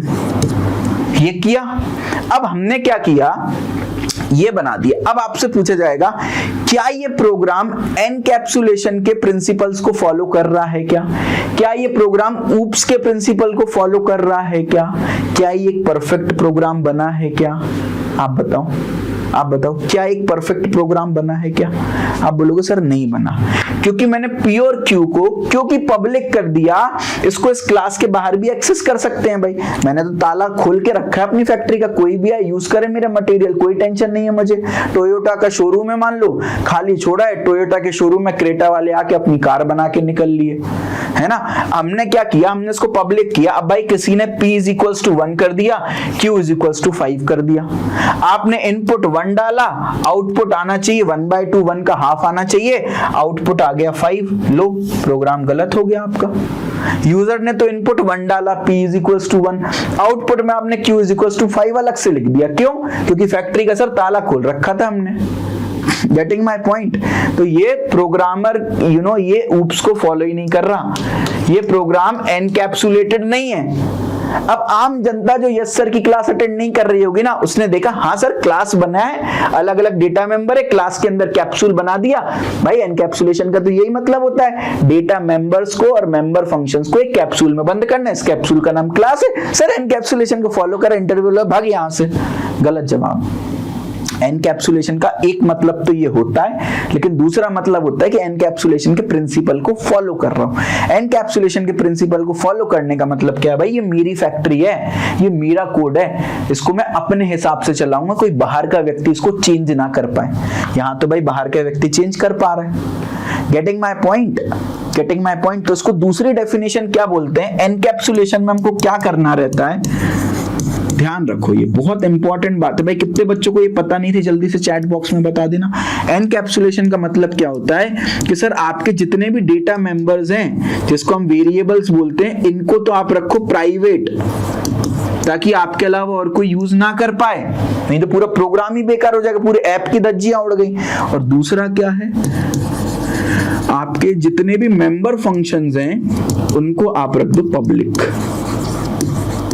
क्योंकि भाई लोगों को यूज तो करना पड़ेगा। अब सर लोग अगर फंक्शन को यूज करेंगे ना, तो फंक्शन के अंदर आपने जो डेफिनेशन लिखी है ना, उसको बाय डिफॉल्ट फॉलो करना ही पड़ेगा, है ना, बाय डिफॉल्ट फॉलो करना ही पड़ेगा। समझ रहे हो क्या इस चीज को, समझ रहे हो क्या इस चीज को? Getting my point, what I am saying? तो अगर आपने फंक्शन को प्राइवेट रखा और बोला यूजर को मैं तेरे को वेरिएबल नहीं दे रहा हूं, मैंने स्टोर करके रखे हैं भाई, मैं तेरे को वेरिएबल नहीं दूंगा, मैं तेरे को फंक्शन दूंगा भाई, फंक्शन दूंगा, तो भाई मेरे अकॉर्डिंग ये चीज बनेगी। ये बिल्कुल इसको रियल लाइफ एग्जांपल से मैं कैसे समझा सकता हूं भाई, टोयोटा की मैंने फैक्ट्री खुली रखी है मान लो। अब दो तरीके हो सकते हैं, एक तरीका तो क्या है सर, फैक्ट्री खुली है लेकिन आपको जो मेरी मशीन्स है ना, उन्हीं में से कार को निकालना पड़ेगा। तो अब भाई आप क्रेटा कंपनी जो है मशीन निकालेगी, निकलेगी टोयोटा ही, क्योंकि आप टोयोटा के प्रोसीजर को फॉलो कर रहे हो, जितने सीसी का इंजन फिट होना है, जितने उसका वो होना है। भाई मैंने फैक्ट्री खुली रखी है, कोई टेंशन नहीं है, आप आइए जी, लेकिन आपको मेरे ही सिस्टम को फॉलो करना पड़ेगा। आप सिस्टम में कोई चेंज नहीं कर सकते, क्योंकि भाई मैंने पब्लिक नहीं कर रखे हैं, एनकैप्सुलेशन को फॉलो किया है, मैंने अपने सिस्टम को प्राइवेट रखा है, फंक्शन को पब्लिक रखा है, कोई टेंशन नहीं है। आप आइए जी, पूरा लाभ उठाइए, कोई टेंशन नहीं है। Getting my point, getting my point. Knowledge Gate app पर पेड कंटेंट हमने रेस्ट्रिक्ट करके रखा है, फ्री कंटेंट ओपन रखा है भाई, यूज करिए, कोई दिक्कत नहीं है। आपको हमारे अकॉर्डिंग ही चलना पड़ेगा, जो फ्री है वही देख सकते हो, पेड तो नहीं देख सकते हो आप। Getting my point. तो this is again example of encapsulation. समझ रहे हैं क्या मेरी बात को? सारा उप्स भाई रियल लाइफ है ना। अब सर कैसे बनाएंगे एक परफेक्ट प्रोग्राम? ऐसे बनाएंगे एक परफेक्ट प्रोग्राम। मैंने पी और क्यू को कर दिया प्राइवेट और इसको कर दिया पब्लिक। अब क्या होगा, आप p is equal to 1 q is equal to 5 लिखोगे ना, ये दे देगा आपको एरर, बोलेगा सर ये प्राइवेट मेंबर्स हैं, आप इनको केजी क्लास के बाहर यूज ही नहीं कर सकते, मेन में आप यूज ही नहीं कर सकते। एक बार रन करके देख लेते हैं, पक्का एरर दे देगा, 100% एरर दे देगा, क्योंकि आप p और q फंक्शन को, p और q फंक्शन प्राइवेट होने के बावजूद भी मेन के बाहर यूज कर रहे हो। देख लो भाई, इसने एरर दे दिया। एरर क्या दे रहा है भाई, p जो है वो प्राइवेट है, आप यूज कर रहे हो, q जो है प्राइवेट है, आप यूज कर रहे हो। कैसे कर सकते हो भाई? नहीं कर सकते हो। समझ रहे हो क्या? समझ रहे हो क्या? चलिए वेरी गुड, बहुत बढ़िया, बहुत शानदार। आगे बढ़ते हैं। अब इधर देखो भाई, इधर देखो, है ना, ये एरर दे दी। तो परफेक्ट तरीका क्या है इस प्रोग्राम को बनाने का, कि भाई p और q को तो हमने प्राइवेट रखा है, फंक्शन को हमने पब्लिक रखा है। अब हमने ये जो केजी क्लासेस का एक ऑब्जेक्ट बना दिया और इस ऑब्जेक्ट पे सेट p फंक्शन रन कर दिया। अब सेट p फंक्शन जैसे ही रन होगा, इनपुट मांगेगा, वो इनपुट मांगेगा। इनपुट में आप दोगे 6, यानी 6 गया p में, और बाय डिफॉल्ट q जो है वो p/2 बन गया। समझ रहे हो क्या? बताओ भाई, समझ रहे हो क्या? बोलो भाई, बोलो बोलो बोलो बोलो, समझ रहे हो क्या? है ना। तो बस बिल्कुल क्लियर हो गया ये तो काम। तो आपने क्या करना है, आपने कुछ भी नहीं करना है, आपने सेट p फंक्शन दे दिया भाई। आप p और q को नहीं छेड़ सकते, इस भाई ने केवल अपना इनपुट दे दिया। अब जो भी इनपुट देगा वो अपने आप p में जाएगा और अपने आप q उसका हाफ कर देगा, आप कुछ कर ही नहीं सकते। कितना बढ़िया काम हो गया। Getting my point? चलिए वेरी गुड। तो ये होता है रियल एनकैप्सुलेशन। तो भाई एक बार देखो, तो जितने भी आपके इंस्टेंस वेरिएबल्स हैं उनको प्राइवेट बनाओ। इंस्टेंस वेरिएबल का मतलब आपके जितने भी डेटा मेंबर्स हैं उनको प्राइवेट बनाओ, ताकि कोई भी उनका मिसयूज ना कर सके। मेथड्स को आप पब्लिक रखो, मेथड्स को आप पब्लिक रखो तो भाई मेथड्स की हेल्प से प्राइवेट को आप रीड और राइट कर सकते हो, डायरेक्टली एक्सेस नहीं कर सकते। सर मैंने पी को एक्सेस किया, अगर आपने ध्यान से देखा हो तो मैंने पी को एक्सेस किया है, लेकिन एक कंट्रोल्ड मैनर में, जैसे मैं एक्सेस कराना चाह रहा था तो भाई यूजर ने इनपुट दिया, वो इनपुट पी में गया, लेकिन क्यू को जैसे मैं चाह रहा था वैसे ही आउटपुट मिला। Getting my point? This is encapsulation. समझ रहे हो क्या? चलो बहुत बढ़िया, बहुत शानदार। आगे बढ़ते हैं भाई, अब पढ़ते हैं इनहेरिटेंस। इनहेरिटेंस बहुत इंपॉर्टेंट कॉन्सेप्ट है भाई। अभी तक किसी को कोई डाउट कंफ्यूजन? भाई किसी को कोई डाउट कंफ्यूजन? अरे मजा आ रहा है कि नहीं आ रहा भाई? 1 घंटा हो चुका है, अभी भी 116 बच्चे लाइव देख रहे हैं यार, लव यू ऑल। इससे बढ़िया बात क्या हो सकती है? मजा आ रहा है ना? बिल्कुल भाई। अभी देखो मैं ये नहीं देख रहा कि 1 घंटे क्लास है कि 2 घंटे क्लास है भाई, पूरा उप्स यहाँ पर मैं कवर करूंगा, तो थोड़ा सा बस बियर अप करो भाई। मुश्किल से 15 से 20 मिनट और लगेंगे मुझे, ठीक है? इनहेरिटेंस पढ़ाना है, पॉलीमॉर्फिज्म पढ़ाना है मुझे, और उसके बाद आपका एब्स्ट्रैक्शन पढ़ाना है, 3 चीजें पढ़ाना है। चलो भाई, इनहेरिटेंस क्या होता है देखना भाई। मैं आपको बहुत सिंपल सा सटीक सा एग्जांपल बताता हूं इनहेरिटेंस का। एक स्टूडेंट है, एक कॉलेज है, कॉलेज में अलग अलग कोर्सेज होते हैं, है ना? एक स्टूडेंट है, स्टूडेंट का नेम तो होगा ही होगा, है ना? या इसको ऐसे समझो, देखो भाई, एक कॉलेज है, कॉलेज में ना 3 डिग्रियां कराते हैं। एक डिग्री कराते हैं बीटेक की, एक डिग्री कराते हैं मान लो बीकॉम मान लो, और तीसरी डिग्री कराते हैं हमारे कॉलेज वाले मान लो एमबीए। ये 3 डिग्रीज होती है मान लो हमारे कॉलेज में। अब ये 3 डिग्रीज के लिए मैंने क्या किया, 3 क्लासेस बना ली भाई, 3 क्लासेस बना लिए, है ना? अब देखना बिल्कुल रियल लाइफ, आपके कॉलेज वाले मान लो बीटेक कराते, बीकॉम कराते, एमबीए कराते हैं। अब मैंने 3 क्लासेस बना लिए। अब मैं क्या करूंगा भाई, बीटेक में एक स्टूडेंट है, उसका नाम लिखूंगा, ठीक है? उसकी एज मान लो लिख ली, उसकी आईडी लिख ली, उसके जेंडर लिख लिया, एड्रेस लिख लिया, ये सब चीजें लिख ली। जेंडर लिख लिया यहाँ पर, उसका एड्रेस लिख लिया, है ना? जो बेसिक चीजें हैं वो सब लिख लिए, ठीक है? उसका ईयर ऑफ पास आउट लिख लिया। अब मैंने क्या किया भाई, बीटेक के जो भी सब्जेक्ट होते हैं, सब्जेक्ट 1, सब्जेक्ट 2, सब्जेक्ट 3, सब्जेक्ट 4, इस तरीके से लिख लिया, है ना? ये लिख लिया सब्जेक्ट 5, और हर सब्जेक्ट के मैंने मार्क्स स्टोर करा लिए उसके। अब एक बीकॉम का बच्चा है, उसका भी सर मैं नाम स्टोर करा रहा हूँ, मैं एज स्टोर करा रहा हूँ, उसकी भी आईडी स्टोर करा रहा हूँ, उसका भी जेंडर स्टोर करा रहा हूँ, उसका भी एड्रेस स्टोर करा रहा हूँ, उसका भी year of pass out store करा रहा हूँ। ये डेटा तो सेम है, लेकिन बीकॉम वाले के सब्जेक्ट अलग अलग होंगे, मान लो P1, P2, P3, P4, P5, P6, ये बीकॉम वाले के सब्जेक्ट मान लेता हूँ। ऐसे ही एमबीए के बच्चे का भी भाई नाम तो स्टोर कराना ही पड़ेगा, एज भी स्टोर करानी पड़ेगी, आईडी भी स्टोर करानी पड़ेगी, जेंडर भी स्टोर कराना पड़ेगा उसका, है ना? एड्रेस भी स्टोर कराना पड़ेगा, ईयर ऑफ पासिंग भी स्टोर कराना पड़ेगा। ये इंफॉर्मेशन तो सेम ही है। इसके सब्जेक्ट मान लो C1, C2, C3, C4, ऐसे इसके ये सब्जेक्ट स्टोर हो गए।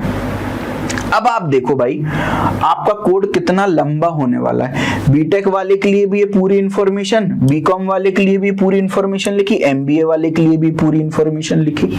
आप सोचो भाई, आप सोचो।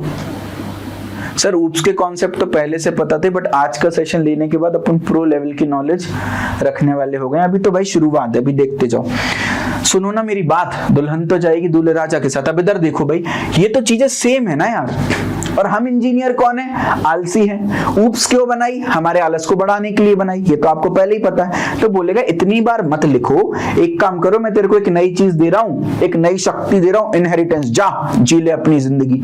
अब मैं क्या करूंगा भाई, बीटेक का बच्चा हो, बीकॉम का बच्चा हो, या एमबीए का बच्चा हो, बीटेक बीकॉम एमबीए का बाद में, पहले तो बच्चा है ना, तो मैं एक काम करता हूं, एक स्टूडेंट नाम की अपनी क्लास बना लेता हूं अलग से। इसमें भाई नाम लिख दिया, एज लिख दिया, है ना, आईडी लिख दी, एड्रेस लिख दिया, जेंडर लिख दिया, और ईयर ऑफ पासिंग लिख दी। ये तो कॉमन ही है ना। और ये इंफॉर्मेशन यहां से हटा दी, इधर से हटा दी भाई। इधर केवल और केवल सब्जेक्ट के नाम लिख रहा हूं मैं, ठीक है? ये इंफॉर्मेशन यहां से हटा दी। 3 बार की जगह मुझे 1 बार लिखना पड़ा, है ना। अब मैं क्या करूंगा, इसको मैं मान लूंगा अपनी पेरेंट क्लास। क्या मान लूंगा? Parent class. इसको मैं सुपर क्लास भी बोल देता हूं, इसको मैं बेस क्लास भी बोल देता हूं, ठीक है। अब ये हो गए इसके 3 बच्चे, ये हो गए मम्मी या पापा कोई भी एक मान लो, ये हो गए बच्चे। अब बच्चों के अंदर माँ बाप के संस्कार तो आते ही हैं, लेकिन ऐसा नहीं होता कि सिर्फ माँ बाप के ही संस्कार आए, कुछ संस्कार आपके एडिशनल आप खुद बना लेते हो, जैसे जैसे एनवायरनमेंट में आप रहते हो, है ना। आपने लड़की पटाई, आपके पापा ने नहीं पटाई होगी, अब पापा बोल दे मेरे तो संस्कार थे ही नहीं, तो पापा के संस्कार आते हैं, लेकिन कुछ हमारे एडिशनल भी आते हैं जो हमारे खुद के होते हैं, जो पापा के नहीं होते, है ना। वही कॉन्सेप्ट इनहेरिटेंस में। बीटेक का बच्चा एक बच्चा तो है, तो बच्चे वाले पूरे संस्कार इसमें आएंगे, लेकिन इसके सब्जेक्ट अलग होंगे।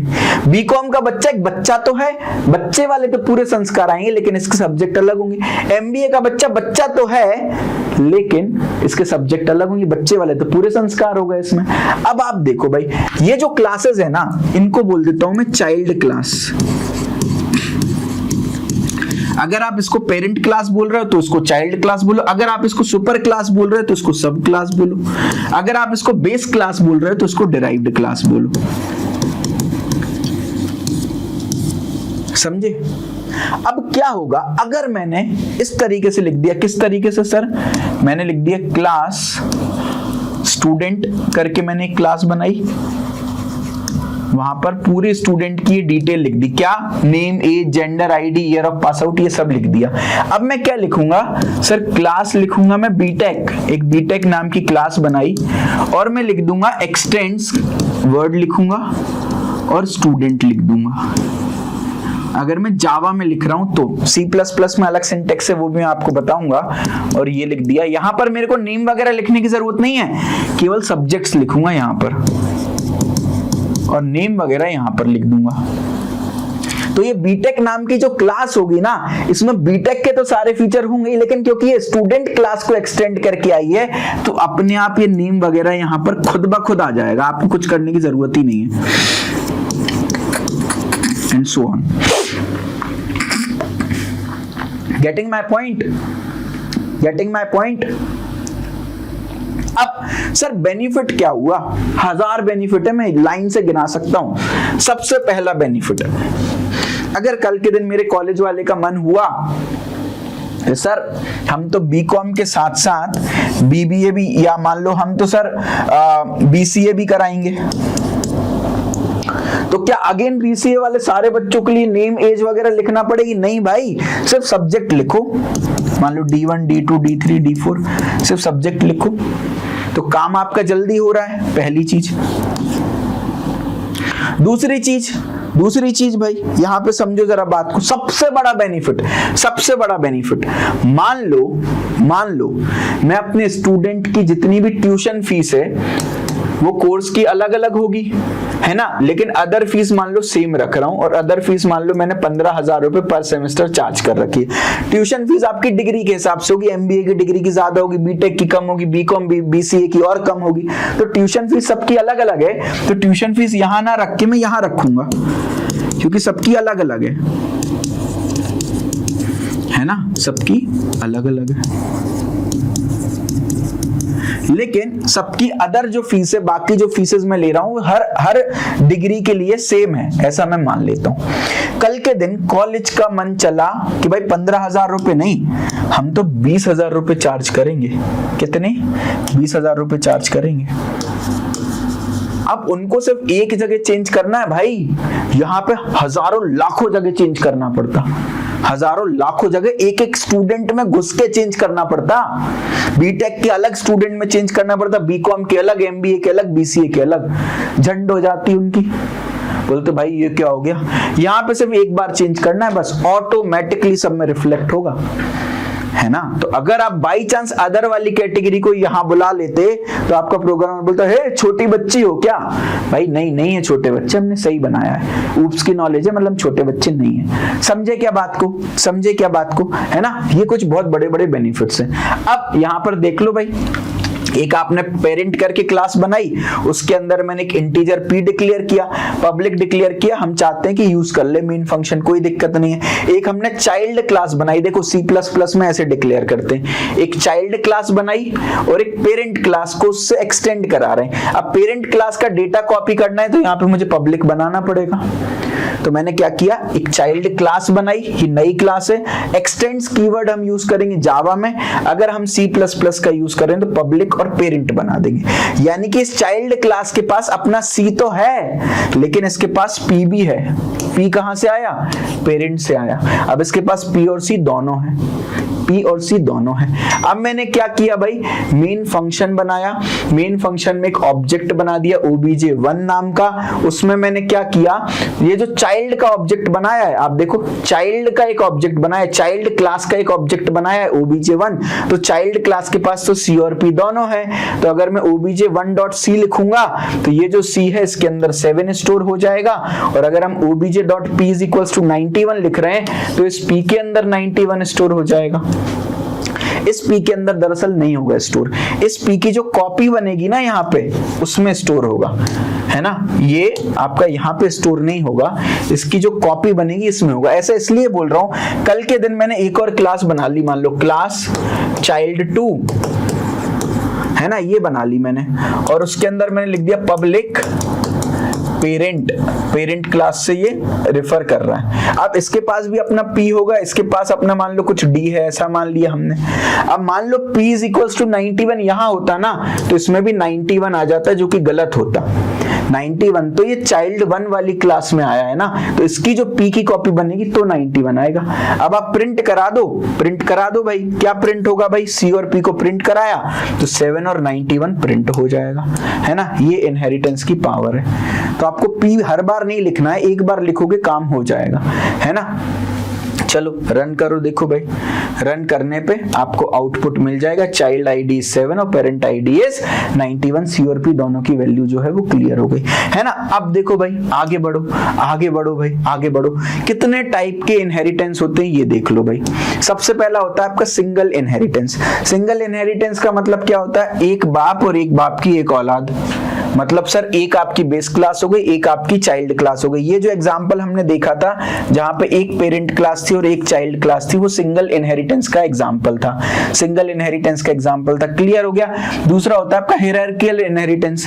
एक बाप है भाई, उसको मतलब बहुत ज्यादा प्यार है, बहुत रोमांटिक किस्म का आदमी है वो, तो बच्चे किए ही जा रहा है। एक बाप की मल्टीपल औलाद, हायरार्किकल इनहेरिटेंस। कौन सा एग्जांपल सर अभी हमने देखा था, हमने ये जो एग्जांपल देखा था ना, ये आपका हायरार्किकल ही था। एक स्टूडेंट है, पेरेंट क्लास एक है और मल्टीपल चाइल्ड हैं इसको बोल देते हैं हायरार्किकल इनहेरिटेंस। ठीक है, अब आगे बढ़ो। तीसरी होती है मल्टीपल लेवल इनहेरिटेंस।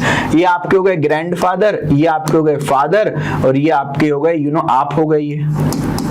तो मान लो इसके अंदर एक P नाम का वेरिएबल है ना, इसके अंदर मान लो Q नाम का एक वेरिएबल है। तो अब क्योंकि ये इसके पापा के गुण आएंगे इसमें, तो इसमें P और Q दोनों आएंगे।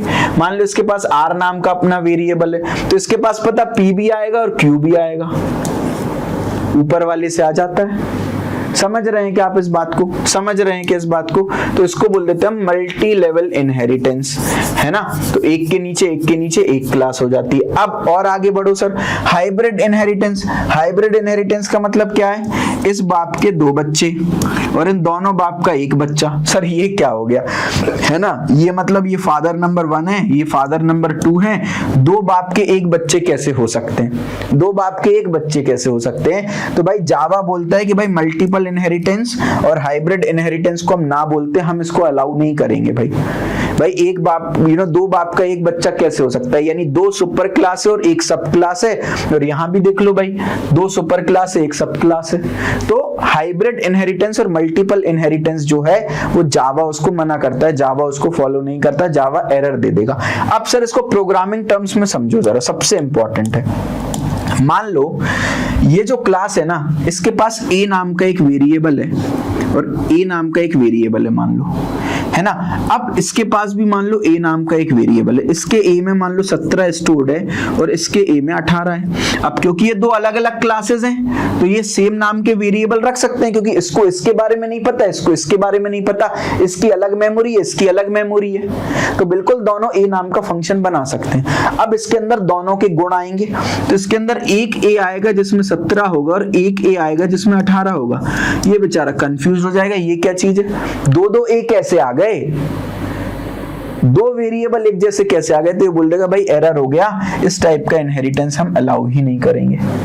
समझ रहे हो क्या मेरी बात को, समझ रहे हो क्या मेरी बात को। और यही देखो इसी का एक सबसेट यहां पे भी बन रहा है, तो भाई ये भी इसलिए अलाउड नहीं होगा क्योंकि यहां से अगर आप इसको इस तरीके से ऑब्जर्व करो, इसको अगर आप इस तरीके से ऑब्जर्व करो, हाइब्रिड में ये वाला अगर पोर्शन देखोगे तो हिरार्कियल बन रहा है। देखो एक बाप के दो बेटे, हिरार्कियल बन रहा है ये, लेकिन ये वाला आपका हिरार्कियल नहीं बन रहा है, ये आपका मल्टीपल इनहेरिटेंस बन रहा है।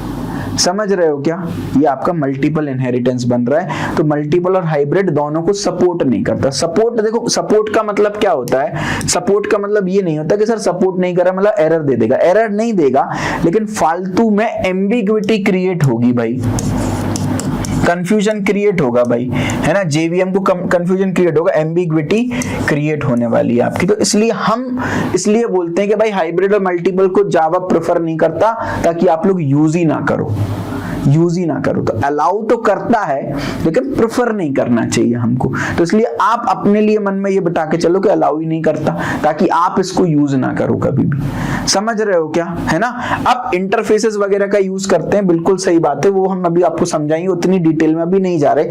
फिलहाल आपको ये देखना है कि प्रेफर नहीं करता, है ना। ऐसा नहीं कि एरर दे देगा, वो बिल्कुल एरर नहीं देगा, लेकिन एम्बिग्विटी अननेसेसरी क्रिएट होगी, जिसके बारे में हम अभी बिल्कुल अपन को यूज नहीं करना बेसिकली इनको अभी। ठीक है भाई, आगे बढ़ते हैं। अब देखिए भाई इनहेरिटेंस के कुछ कुछ रियल लाइफ एग्जांपल भी मैं आपको फटाफट से बता देता हूं। तो अगेन एक व्हीकल है मान लो, तो व्हीकल में भाई फ्यूल का अमाउंट होगा, कैपेसिटी होगी, ब्रेक्स होंगे व्हीकल में, वो सब व्हीकल में होने वाले। लेकिन बस के अंदर, कार के अंदर और ट्रक के अंदर कुछ कुछ यूनिक चीजें भी होंगी। जैसे फॉर एग्जाम्पल बस के अंदर टिकट वगैरह का ऑप्शन रहता है, भाई आप बस में हो तो टिकट आपको कटवानी पड़ेगी। कार के अंदर टिकट की फैसिलिटी नहीं होती है ना। ट्रक के अंदर नंबर ऑफ व्हील्स ज्यादा हम जनरली यूज करते हैं, है ना। तो कुछ कुछ चीजें यूनिक भी होंगी इनके अंदर, है ना। तो वो यूनिक फीचर्स यहां पर आ जाएंगे, और जो आपके क्या कहते हैं, जो कॉमन फीचर्स है भाई, फ्यूल सब में होगा, सबकी कैपेसिटी होगी, सबका माइलेज होगा, सब में ब्रेक होंगे, वो कॉमन फैसिलिटीज हमने व्हीकल नाम की क्लास में लिख दी। क्लियर है क्या, क्लियर है क्या सर। इंटरफेस और नॉर्मलाइजेशन क्या होता है उस पर भी आएंगे, आप टेंशन मत लो। अब एनिमल नाम की एक बेस क्लास है भाई, दुनिया के सारे एनिमल खाते हैं और सोते हैं भाई, ये तो फिक्स है। इसकी एक स्पेशल क्लास बना दी डॉग। अब डॉग के अंदर एक स्पेशल फीचर है बार्क, और डॉग को मैंने इनहेरिट कर दिया एनिमल से, तो डॉग के अंदर क्या क्या आ जाएगा, देखो भाई ईट भी आ जाएगा, स्लीप भी आ जाएगा डॉग के अंदर, और डॉग के अंदर आपका बार्क भी आ जाएगा। तीनों चीजें आ जाने वाली हैं डॉग के अंदर। क्लियर है क्या, क्लियर है क्या, है ना। चलिए भाई वेरी गुड, बहुत बढ़िया, बहुत शानदार। एक और एग्जांपल देख लो भाई, कोई भी आप बर्ड ले लो दुनिया की, हर बर्ड के पास कलर होगा, हर बर्ड उड़ती है, हर बर्ड ट्वीट करती है ना। ट्वीट मतलब आवाज, ट्विटर वाला ट्वीट नहीं। तो ये आपने बर्ड नाम की क्लास बना दी। अब पैरेट की बात करें तो भाई पैरेट की खास बात है, पैरेट बात भी कर सकता है। अब अगर मान लो मैंने पैरेट को इनहेरिट करा दिया बर्ड के अंदर, तो पैरेट के अंदर कलर भी आ गया, फ्लाई भी आ गया और ट्वीट भी आ गया। अब बन गए ये अपने आप में कंप्लीट। क्लियर है क्या, इनहेरिटेंस में क्लैरिटी मिली क्या, जल्दी से बताओ। कोई डाउट कंफ्यूजन किसी भी बच्चे को, किसी भी बच्चे को कोई भी डाउट कंफ्यूजन भाई जल्दी से बता दो भाई। किसी भी बच्चे को कोई भी डाउट कंफ्यूजन फटाफट से बता दो भाई, है ना। चलो वेरी गुड, बहुत बढ़िया, बहुत शानदार। अब आगे बढ़ते हैं भाई, आगे बढ़े, अगला कॉन्सेप्ट देखें भाई। अब ये कौन सा इनहेरिटेंस है भाई, हर व्यक्ति ह्यूमन है। अब ह्यूमन के अंदर मेल और फीमेल आ सकते हैं, ये अपने आप में ट्रू है, चलो ठीक है। ह्यूमन के अंदर मेल और फीमेल आ सकते हैं, लेकिन मेल और फीमेल से सन बनना, ये रियल लाइफ में तो ट्रू है भाई, मम्मी और पापा से ही हम बने हैं। लेकिन भाई ये मल्टीपल इनहेरिटेंस का एग्जाम्पल हो गया आपका, है ना। दो पेरेंट एक चाइल्ड, मान लो इसमें a इज इक्वल्स टू 17 है, इसमें a इज इक्वल्स टू 18 है। तो भाई अब यहां पर ये कंफ्यूज हो जाएगा, a में 17 रखना है कि a में 18 रखना है। और परफेक्ट एग्जांपल देख लो भाई, यहां पर जेंडर की वैल्यू 0 है क्योंकि फीमेल है, यहां पे जेंडर की वैल्यू 1 है क्योंकि मेल है। ये कंफ्यूज हो जाएगा, इसको 0 रखना है कि 1 रखना है, क्योंकि दोनों वैल्यूज हैं अपने आप में ट्रू। गेटिंग माय पॉइंट, समझ आ रहा है क्या, समझ आ रहा है? चलिए वेरी गुड, बहुत बढ़िया, बहुत शानदार। अब देखिए डायमंड प्रॉब्लम तो हम भाई ऑलरेडी डिस्कस कर चुके हैं, एक बार और दोबारा बता देता हूं। ये डायमंड प्रॉब्लम बोलते हैं, इंटरव्यू में 100% ये पूछा जाने वाला है। अब देखो भाई क्या है, एक पर्सन नाम की क्लास थी, उससे दो क्लास इनहेरिट कर दी भाई, स्टूडेंट और फैकल्टी, क्योंकि स्टूडेंट और फैकल्टी दोनों पर्सन है, तो यानी स्टूडेंट के अंदर भी नेम आ गया और एज आ गई, और इधर फैकल्टी के अंदर भी नेम आ गया और एज आ गई। ठीक है, क्लियर है, क्योंकि ये पर्सन से आई है।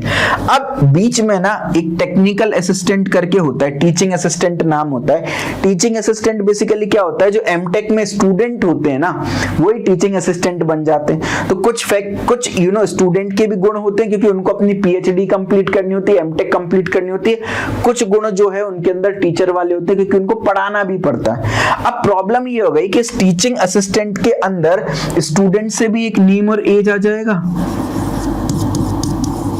और यहां से भी फैकल्टी से भी एक नेम और एज आ जाएगा, क्योंकि ये दोनों इसकी पेरेंट क्लास है, तो दोनों से आगे। अब इसके पास दो नेम है, दो एज है, जबकि हमको चाहिए एक बार है, तो एम्बिग्विटी क्रिएट हो गई। तो ये आपका देखो मल्टीपल इनहेरिटेंस है, दो बाप एक बेटे, तो इस टाइप के इनहेरिटेंस को हम अवॉइड करेंगे, और इसी को हम डायमंड प्रॉब्लम बोलते हैं। देखो एक डायमंड बन रहा है कि नहीं बन रहा है, ये पूरा एक डायमंड बन रहा है, देखो, है ना, तो इसको हम डायमंड प्रॉब्लम बोल देते हैं। भाई पूछा जाता है, बिल्कुल विद एग्जांपल आप समझाइएगा। अब आगे बढ़ते हैं, एब्स्ट्रैक्शन पे बढ़ते हैं। भाई बहुत सारे बच्चे अभी कंफ्यूज हो रहे थे, मैंने किसी को कुछ भी नहीं बोला। बहुत सारे बच्चे डेटा हाइडिंग जो है ना, उसको एनकैप्सुलेशन बुला रहे थे। That is not encapsulation, that is abstraction. तो एनकैप्सुलेशन और एब्स्ट्रैक्शन में बहुत कंफ्यूजन होता है। कितने बच्चों को होता है, जल्दी से बताना एक बार, कितने बच्चों को कंफ्यूजन होता है? अभी आज सारा कंफ्यूजन अपन क्लियर कर देंगे, सारा कंफ्यूजन आज क्लियर करके जाएंगे। देखिए एब्स्ट्रैक्शन और एनकैप्सुलेशन में छोटा सा अंतर होता है। एनकैप्सुलेशन का मतलब तो हम समझ गए, सारे डेटा मेंबर और मेंबर फंक्शंस को एक क्लास में बंद कर देना, प्लस एनकैप्सुलेशन फंक्शंस को फॉलो करें, यानी डेटा मेंबर्स आपके प्राइवेट हो और मेंबर फंक्शंस आपके पब्लिक हो। ये बात बिल्कुल क्लियर हो गई। अब आगे बढ़ते हैं, एब्स्ट्रैक्शन का मतलब क्या होता है। देखिए भाई बहुत सिंपल सा एग्जांपल मैं आपको बताता हूं। फॉर एग्जांपल आप एक कार ड्राइव कर रहे हो और आपने ब्रेक को दबा दिया। अब ब्रेक को दबाने के बाद कौन सा पिस्टन दबा, कौन सा फ्लूइड फ्लो हुआ, एयर प्रेशर क्या बना और कैसे कार रुक गई, अगर ये मैकेनिज्म भी आप ही को ध्यान में रखना होता है, अरे भाई ये पिस्टन दबाना है, ये फ्लूइड सरकाना है, अरे एयर प्रेशर क्रिएट करना है, कितनी कॉम्प्लेक्स हो जाती कार को चलाना, है ना। बट आपको पता है भाई आपका काम क्या है, ब्रेक दबाना है, कार अपने आप रुक जाएगी। इंटरनली क्या फंक्शनैलिटीज चल रही हैं आपको उससे कोई लेना देना नहीं होता। गेटिंग माई पॉइंट, समझ रहे हैं आप मेरी बात को। अब एटीएम मशीन का एग्जांपल ले लो। आप एटीएम मशीन में जहां पर देखो, मैं आपको कुछ कुछ एग्जांपल्स बताता हूं बहुत बढ़िया एब्स्ट्रैक्शन के। ये वही हो गया भाई, कौन सा प्रेशर रखा, F = ma, Newton's law apply करना पड़ रहा है, पता चले तो भाई दिक्कत हो जाती है। भाई न्यूटन्स लॉ अप्लाई करना पड़ रहा है, सब कुछ। अभी आपको टेंशन नहीं है भाई, आपको पता है भाई गियर बढ़ाएंगे तो अपने आप आगे जाएगी कार, ब्रेक दबाएंगे तो रुक जाएगी, एक्सीलरेटर दबाओगे तो स्पीड में आगे जाएगी, सब चीजें आपको पता है। तो जो चीजें आपके लिए जानना इंपॉर्टेंट है, केवल उन्हीं चीजों को बताया जाता है। एक ऐप में आपको पता है भाई, IRCTC के ऐप में बुक नाउ दबाऊंगा तो टिकट बुक हो जाएगी। अब इंटरनली क्या प्रोग्राम चल रहा है, क्या फंक्शन चल रहा है, क्या ऑब्जेक्ट ओरिएंटेड प्रोग्रामिंग चल रही है, यूजर को उससे मतलब नहीं है। मान लो यूजर को वो सब चीजें दिख रही होती है, बेचारा कंफ्यूज हो जाता है कि भाई हो क्या रहा है। गेटिंग माई पॉइंट, समझ रहा हूं। मैं यहां से बोल रहा हूं गाजियाबाद में से बैठे, इंडिया के हर कॉर्नर पे मेरी बात पहुंच रही है। अब क्या पैकेट फ्लो हो रहे हैं, कौन से प्रोटोकॉल्स यूज हो रहे हैं, क्या कंप्यूटर नेटवर्क्स यूज हो रहा है, मेरे को फर्क नहीं पड़ता भाई, मेरा काम बन रहा है ना। तो बाकी सारी चीजें मुझसे हाइड कर दी गई हैं, इसी को बोल देते हैं एब्स्ट्रैक्शन। केवल जो नेसेसरी पार्ट है उसको आप शो कर रहे हो, जिससे कि चीजें सिंपल रहें। सिंपलिसिटी मेंटेन करने के लिए हम डेटा को हाइड कर देते हैं, एब्स्ट्रैक्शन को फॉलो कर देते हैं। तो जो डेटा हाइडिंग है ना, दरअसल वो एब्स्ट्रैक्शन है। गेटिंग माय पॉइंट, समझ में आ रही है मेरी बात, है ना। एक और एग्जांपल देखो भाई, ये मान लो अपन ने लाइब्रेरी है। अब आप लाइब्रेरी के अंदर गए और आपको भाई कुल मिला के आपको किताब एक्सचेंज करनी है, या आपको बोलना है ये पर्टिकुलर किताब मुझे चाहिए। अब इंटरनली वो सिस्टम में क्या एंट्रीज फिल कर रही है लड़की, और इंटरनली कौन से ऐप ये यूज कर रहे हैं, कौन सा प्रोग्राम ये बना रहे हैं, इंटरनली कैसे बुक्स को मैनेज किया जा रहा है, आपको इससे कोई मतलब नहीं है। है ना। तो आपको केवल नेसेसरी पार्ट दिखाया जाता है। मान लो आपको एक ऐसी कार दे दी जाए चलाने के लिए जिसके नंग पुर्जे सब दिख रहे हैं, आपको पिस्टन दिख रहा है, उसमें नीचे आपको ऑयल फ्लो होता दिख रहा है, पेट्रोल फ्लो होता दिख रहा है, आप बोलोगे भाई कैसी कार में बिठा दिया, मेरे को मजा ही नहीं आ रहा है इसमें, है ना। आपका सिर्फ बहुत सिंपल सा काम है, इंजन ऑन करो और गाड़ी चला लो, तो आपको चलाने में मजा भी आ रहा है। तो रियल लाइफ में जितने भी एप्लीकेशंस आप देख रहे हो भाई, आपने एम टाइप किया कीबोर्ड में तो एम ही टाइप हो गया, एम ही दिख गया। आप चाहो तो कीबोर्ड को फंक्शनैलिटीज को चेंज कर सकते हो कि एम टाइप करने पे एन टाइप हो, आई हेट यू टाइप करने पे आई लव यू टाइप हो, आप कर सकते हो ऐसा भाई। लेकिन वही बात है कि भाई उसके फंक्शनैलिटीज को छुपा के रखा है कि भाई कोई मतलब ही नहीं है अपन को। गेटिंग माय पॉइंट, है ना। तो इस चीज का ध्यान रखना। एटीएम मशीन का एक एग्जांपल ले लो भाई, आपने अपना पिन डाला, एटीएम कार्ड डाला, पिन डाला, पैसे बाहर आ गए। अब अंदर क्या मैकेनिज्म चल रहा है उससे आपको कोई लेना देना नहीं है भाई। ये लड़की इसलिए इतनी खुश है क्योंकि इसने भाई अंदर एटीएम डाला, पिन डाला और बाहर जो है इसको पैसे मिल गए। अब इमेजिन करो अंदर पूरा कोड वर्ड जो रन कर रहा है वो इसी को मैनेज करना होता तो कितनी दिक्कत हो जाती। Getting my point. तो जिसका काम उसी को साजे, ढोली तारो ढोल बाजे, इसको बोल देते हैं एब्स्ट्रैक्शन। मतलब कल के दिन इस एटीएम में कोई खराबी आएगी ना, ऐसा नहीं है कि भाई लड़की पैसा निकाल रही है, अंदर प्रोग्राम में कुछ एरर आ गया, भाई एटीएम मशीन ने बाहर से लॉक कर दिया, बोला भाई बंदी से तू एरर को रेक्टिफाई कर तभी तेरे को बाहर निकलने देंगे। वो बोलेगी भाई ऐसी तैसी हो गई मेरी, तो बोलेंगे भाई मैं क्या करूं, मुझे तो पता ही नहीं है ये चीज। Getting my point. तो भाई लड़की का काम है कल के दिन कुछ भी एरर है वो कस्टमर केयर को कॉल करेगी, इसके लिए अलग से टेक्नीशियंस हैं जिनको काम करना ये आता है, वो कर देगा। कल के दिन डॉक्टर आपको बोले नर्स के भाई ये इंजेक्शन है लो अपने पिछवाड़े में ठोक लो, आप बोलोगे अरे भाई हमसे नहीं होता, ये तेरा काम है तू कर। गेटिंग माय पॉइंट, है ना। तो जिसका काम है वही करे, इसके लिए एब्स्ट्रैक्शन का यूज किया है। आपकी गाड़ी खराब हो जाती है तो खुद नहीं सुधारते, हम मैकेनिक को बुलाते क्योंकि उसका काम है भाई ये करना। गेटिंग माय पॉइंट, है ना। तो ये जिसका काम उसी को साजे, ढोली तारो ढोल बाजे, इज कॉल्ड एब्स्ट्रैक्शन। चलिए भाई अब मैं आपको पढ़ा रहा हूं भाई, जो आपको पढ़ा रहा हूं वो आप पढ़ रहे हो, है ना, वो इंटरव्यू में आने वाला है, वो पूछेंगे, आप एग्जाम दे दोगे, इंटरव्यू क्लियर कर लोगे। अब आप ये दिमाग लगा रहे हो सर कहां से कंटेंट लेके आते हैं, इतने यूनिक आइडिया सर कहां से लेके आते हैं भाई। ये सब इंफॉर्मेशन मैंने हाइड कर रखी है कि मैं डेटा कहां से लेके आता हूं, कहां से आइडिया जनरेट करता हूं, कहां से मेथड्स बनाता हूं पढ़ाने के। ये मैंने एनकैप्सुल ये मैंने एब्स्ट्रैक्ट करके रखा है, हाइड करके रखा है आपसे, आपको इससे कोई लेना देना नहीं है। आपका काम है पढ़ना, आप पढ़ रहे हो, बढ़िया काम चल रहा है अपना। Getting my point, this is called as abstraction. अब परफेक्ट एग्जांपल, अगेन वही एग्जांपल हम लेकर आ रहे हैं भाई। यहां पर मेन फंक्शन को क्या पता चल रहा है कि अंदर आप क्या कर रहे हो, उसको कुछ नहीं पता चल रहा है। सारी इंफॉर्मेशन मेन फंक्शन से हाइड करके रखी है। उससे सिंपल इतना बोला भाई आप एक इनपुट दे दो, मेन फंक्शन में यूजर ने इनपुट 6 दे दिया, उसको आउटपुट आधा होके मिल गया, 3 आउटपुट मिल गया, वो खुश हो गया। अंदर क्या चल रहा है उसको कोई लेना देना नहीं, और ये हम उसको कोड दिखाते भी नहीं, हाइड करके रखते हैं। कभी भी आप ऐप में IRCTC के ऐप में अंदर का कोड देख पाते हो कि सब हाइड करके रखते हैं आपसे, ताकि आपको कोई भी टेंशन ना हो। समझ रहे हो क्या इस बात को, समझ रहे हो क्या इस बात को। चलिए वेरी गुड, बहुत बढ़िया, बहुत शानदार। अगला ऊप्स का कॉन्सेप्ट है और आखिरी कॉन्सेप्ट है पॉलीमॉर्फिज्म। यहां तक बता दो भाई समझ आ रहा है। आखिरी के 5 मिनट और लूंगा, उससे ज्यादा टाइम नहीं लूंगा, आखिरी के 5 मिनट जल्दी से बता दो भाई। समझ आ रहा है क्या, समझ आ रहा है, मजा आ रहा है, बोर तो नहीं हो रहा है। देखो भाई 1 घंटे का प्रॉमिस किया था लेकिन 1.5 आवर हो गए, इसी बात पे लाइक तो कर दो। मजा आ रहा है ना। आगे एक ही शर्त पे पढ़ाऊंगा, आज टेलीग्राम ग्रुप पे एक बच्चे को फीडबैक देना पड़ेगा भाई, समझ लो। अगर नहीं दिया ना तो कल से हर क्लास आधे घंटे में करा के आगे निकल लूंगा। मजा आ रहा है ना, बढ़िया फीडबैक। क्योंकि देखो भाई मेरी भी एक पर्सनल लाइफ है, मेरे घर में भी लोग हैं जो मेरा वेट कर रहे हैं, है ना। जब तक मैं डिनर नहीं करता मेरी फैमिली डिनर नहीं करती, आप समझ रहे हो यहाँ पे। तो भाई वेट कर रहे हैं, मेरी बहुत इच्छा हो रही है अभी घर चला जाऊं मैं तुरंत। सुबह से आता हूँ 9 बजे 10 बजे से दिन भर से काम कर रहा हूँ, थक जाता हूँ, इच्छा होती है जल्दी से घर चला जाऊं, लेकिन मैं इतना सेल्फिश नहीं हूँ भाई, आपको पूरा पढ़ा के जाऊंगा, तो बदले में इतना सा तो कर ही सकते हैं। ठीक है, आगे बढ़ते हैं। पॉलीमॉर्फिज्म पता कौन है, बहुत सिंपल, एक शब्द में खत्म कर दूंगा, एक शब्द में खत्म कर दूंगा।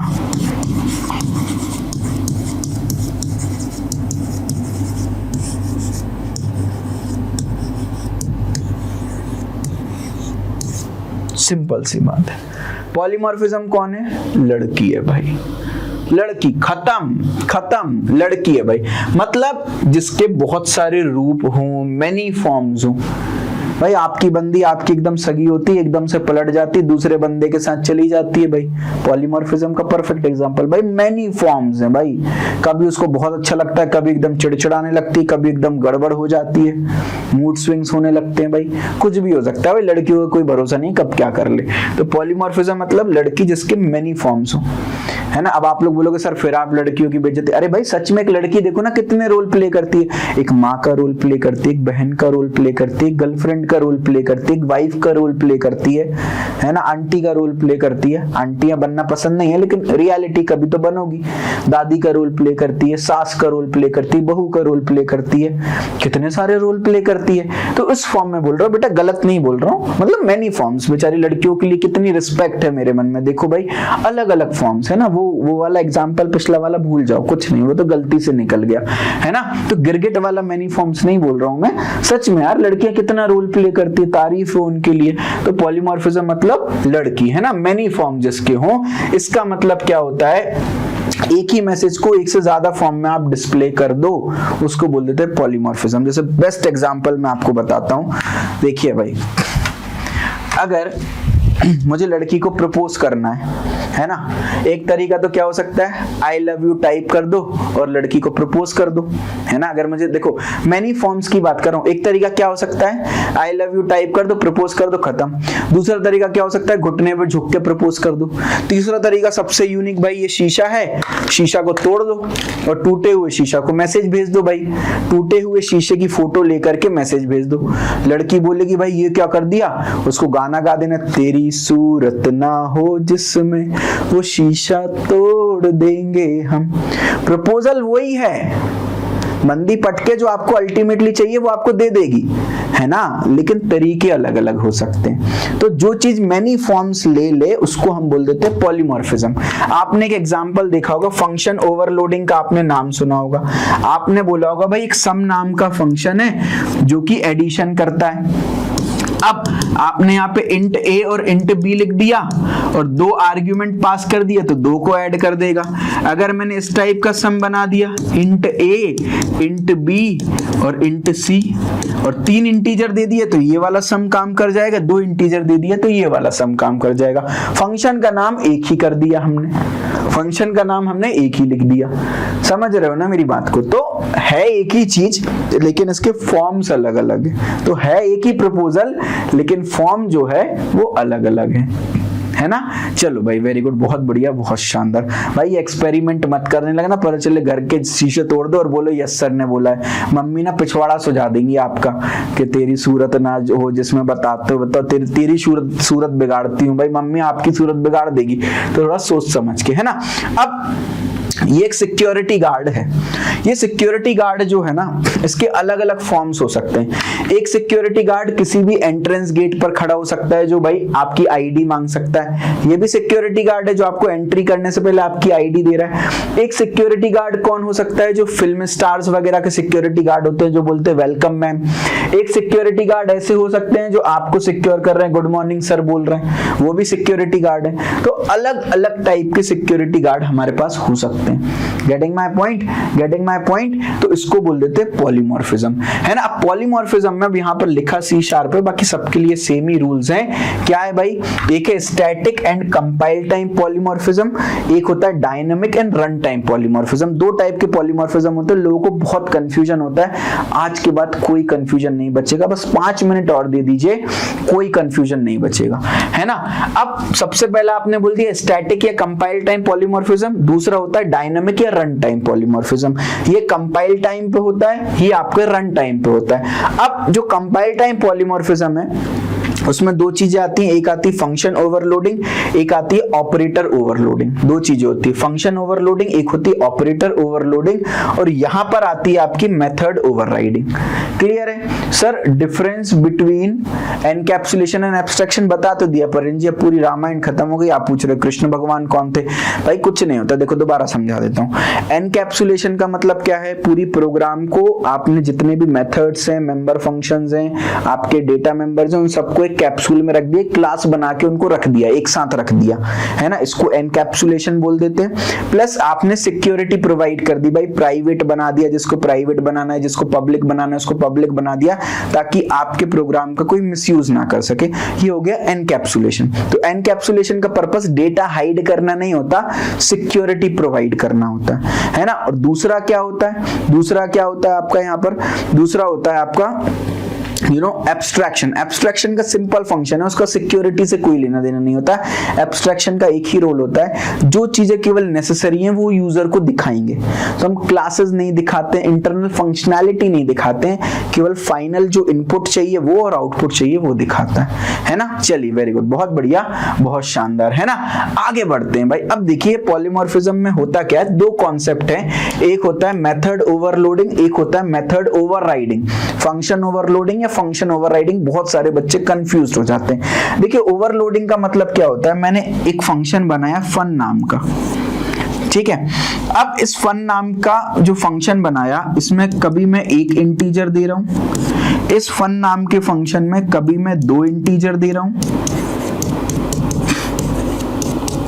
और इसी फन नाम के फंक्शन में कभी मैं एक कैरेक्टर दे रहा हूं। फंक्शन एक ही है, जब आप यूजर एक इनपुट देगा ना, केवल एक इंटीजर इनपुट देगा तो ये वाला रन कर जाएगा फन। जब यूजर एक कैरेक्टर इनपुट देगा तो अपने आप ये फन रन कर जाएगा। जब यूजर दो इंटीजर देगा तो अपने आप ये फन रन कर जाएगा।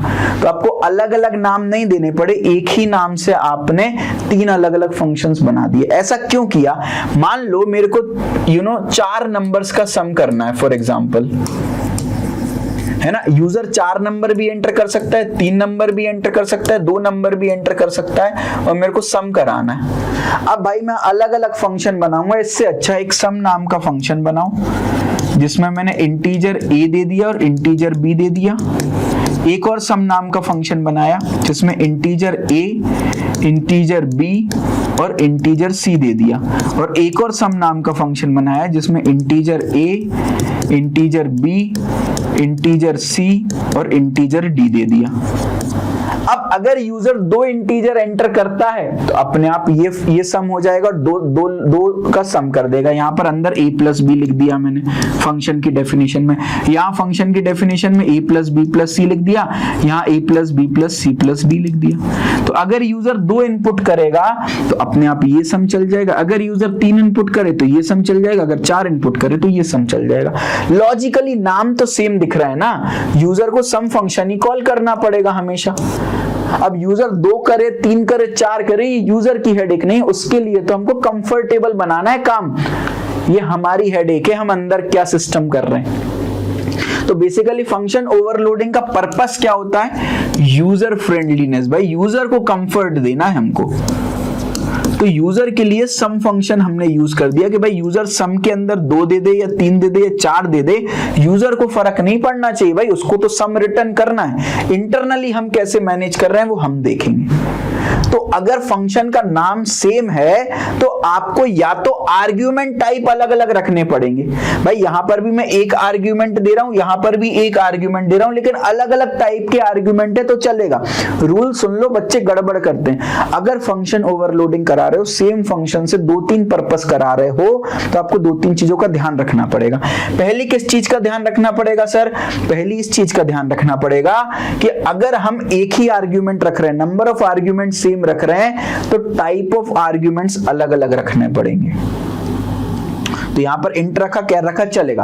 अगर मैं नंबर ऑफ आर्ग्यूमेंट्स अलग अलग रख रहा हूं तो सेम टाइप भी चलेंगे। जैसे यहां पर देखो इंट है, इधर भी इंट है, लेकिन नंबर ऑफ आर्ग्यूमेंट अलग अलग है। यहां पर एक इंटीजर है, यहां पर 2 इंटीजर है। तो या तो भाई आप number of arguments he change कर दो सर, तो कोई दिक्कत ही नहीं है, टाइप की टेंशन लेनी नहीं है। अगर आप नंबर ऑफ आर्ग्यूमेंट सेम रख रहे हो तो टाइप अलग अलग रख दो भाई प्लीज, तब जाके आप फंक्शन ओवरलोडिंग करोगे। एक चीज और, फंक्शन ओवरलोडिंग का इस रिटर्न वैल्यू से कोई लेना देना नहीं होता है ना। रिटर्न वैल्यू कुछ भी हो, कोई फर्क नहीं पड़ता। फंक्शन ओवरलोडिंग के डेफिनेशन में या फंक्शन ओवरलोडिंग के रूल्स में रिटर्न वैल्यू का कोई लेना देना नहीं होता है। क्लियर है क्या? चलिए वेरी गुड, बहुत बढ़िया।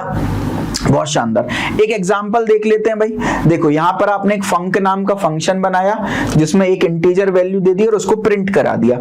एक डबल नाम का फंक्शन बनाया जिसमें एक डबल वैल्यू दे दी और प्रिंट करा दिया, है ना। एक और फंक नाम का ही फंक्शन है, अगर इंटीजर दिया तो इंटीजर प्रिंट कर देगा, डबल दिया तो डबल प्रिंट कर देगा, दो इंटीजर दिए तो दो इंटीजर प्रिंट कर देगा।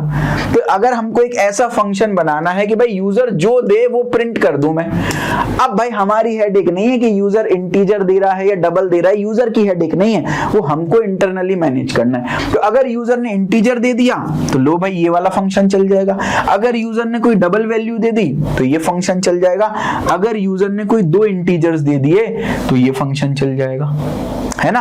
तो अगर यूजर ने 7 दिया यानी एक इंटीजर वैल्यू दे दी तो ये चल जाएगा और यूजर को 7 आउटपुट मिल जाएगा। अगर यूजर ने 9.132 दे दिया यानी एक डबल वैल्यू दे दी तो अपने आप ये चल जाएगा और यूजर को ये आउटपुट मिल जाएगा। अगर यूजर ने दो इंटीजर्स दे दिए तो ये चल जाएगा और ये आउटपुट मिल जाएगा। इसी को बोल देते हैं एब्स्ट्रैक्शन। ये प्रोग्राम हम यूजर से शेयर ही नहीं कर रहे हैं, यूजर को नहीं दिख रहा है ये प्रोग्राम, यूजर को तो सिर्फ इतनी चीज दिख रही है, इनपुट जो देगा उसको वो आउटपुट मिलना चाहिए, इनपुट देने पे आउटपुट मिल रहा है। अब कैसे हम इंटरनली मैनेज कर रहे हैं वो हमारी हेडेक है। Getting my point. तो ये कोई भी एरर नहीं देगा, बिल्कुल सही चलेगा, क्योंकि आप एनकैप्सुलेशन आप ओवरलोडिंग के रूल्स को फॉलो कर रहे हो। यानी सर अगर मैंने एक ही आर्ग्यूमेंट दिया, अगर मैंने एक ही आर्ग्यूमेंट दिया था, देखो यहां भी एक आर्ग्यूमेंट है, यहां भी एक आर्ग्यूमेंट है, तो नंबर ऑफ आर्ग्यूमेंट सेम हो गए तो टाइप इनके अलग अलग रख दिए, यहां तो नंबर ऑफ आर्ग्यूमेंट्स ही अलग अलग है। गेटिंग माय पॉइंट भाई। चैट बॉक्स में एक्टिव रहो प्लीज, है ना। आई नो थक गए हो लेकिन बस थोड़ी सी देर की और बात है, एक बार जल्दी से रन कर लें, इज्जत टेस्टिंग कर लें, फटाफट से इज्जत टेस्टिंग कर लेते, जल्दी से इसको रन करते हैं भाई, कम ऑन जल्दी से। अब अपन पढ़ेंगे इसके बाद ओवरराइडिंग। तो ये तो हो गया ओवरलोडिंग। अब देखो भाई यहां पर रन कर देते हैं भाई। देखिए भाई कोई टेंशन नहीं है, प्रोग्राम ने कोई एरर नहीं दिया। देखो ये वैल्यूज प्रिंट करा दी जैसे हमने इनपुट दिया। क्लियर है क्या? तो कंपाइल टाइम पॉलीमॉर्फिज्म ये सब कंपाइल टाइम पे ही हो जाएगा, रन करने से पहले ही हो चुका है ये सब। अब जो चीज रन टाइम पे होती है उसको बोल देते हैं मेथड ओवरराइडिंग। अब मेथड ओवरराइडिंग में क्या होता है, देखो भाई बहुत सिंपल सा एग्जांपल, बच्चे कंफ्यूज हो जाते हैं। आपको एक कोड लिखा रहेगा एग्जाम में और ऑप्शन दिया रहेगा कि ये मेथड ओवरलोडिंग है या ओवरराइडिंग है। आप ध्यान रखना, अगर सिग्नेचर सेम है तो 100% ओवरराइडिंग होने वाला है,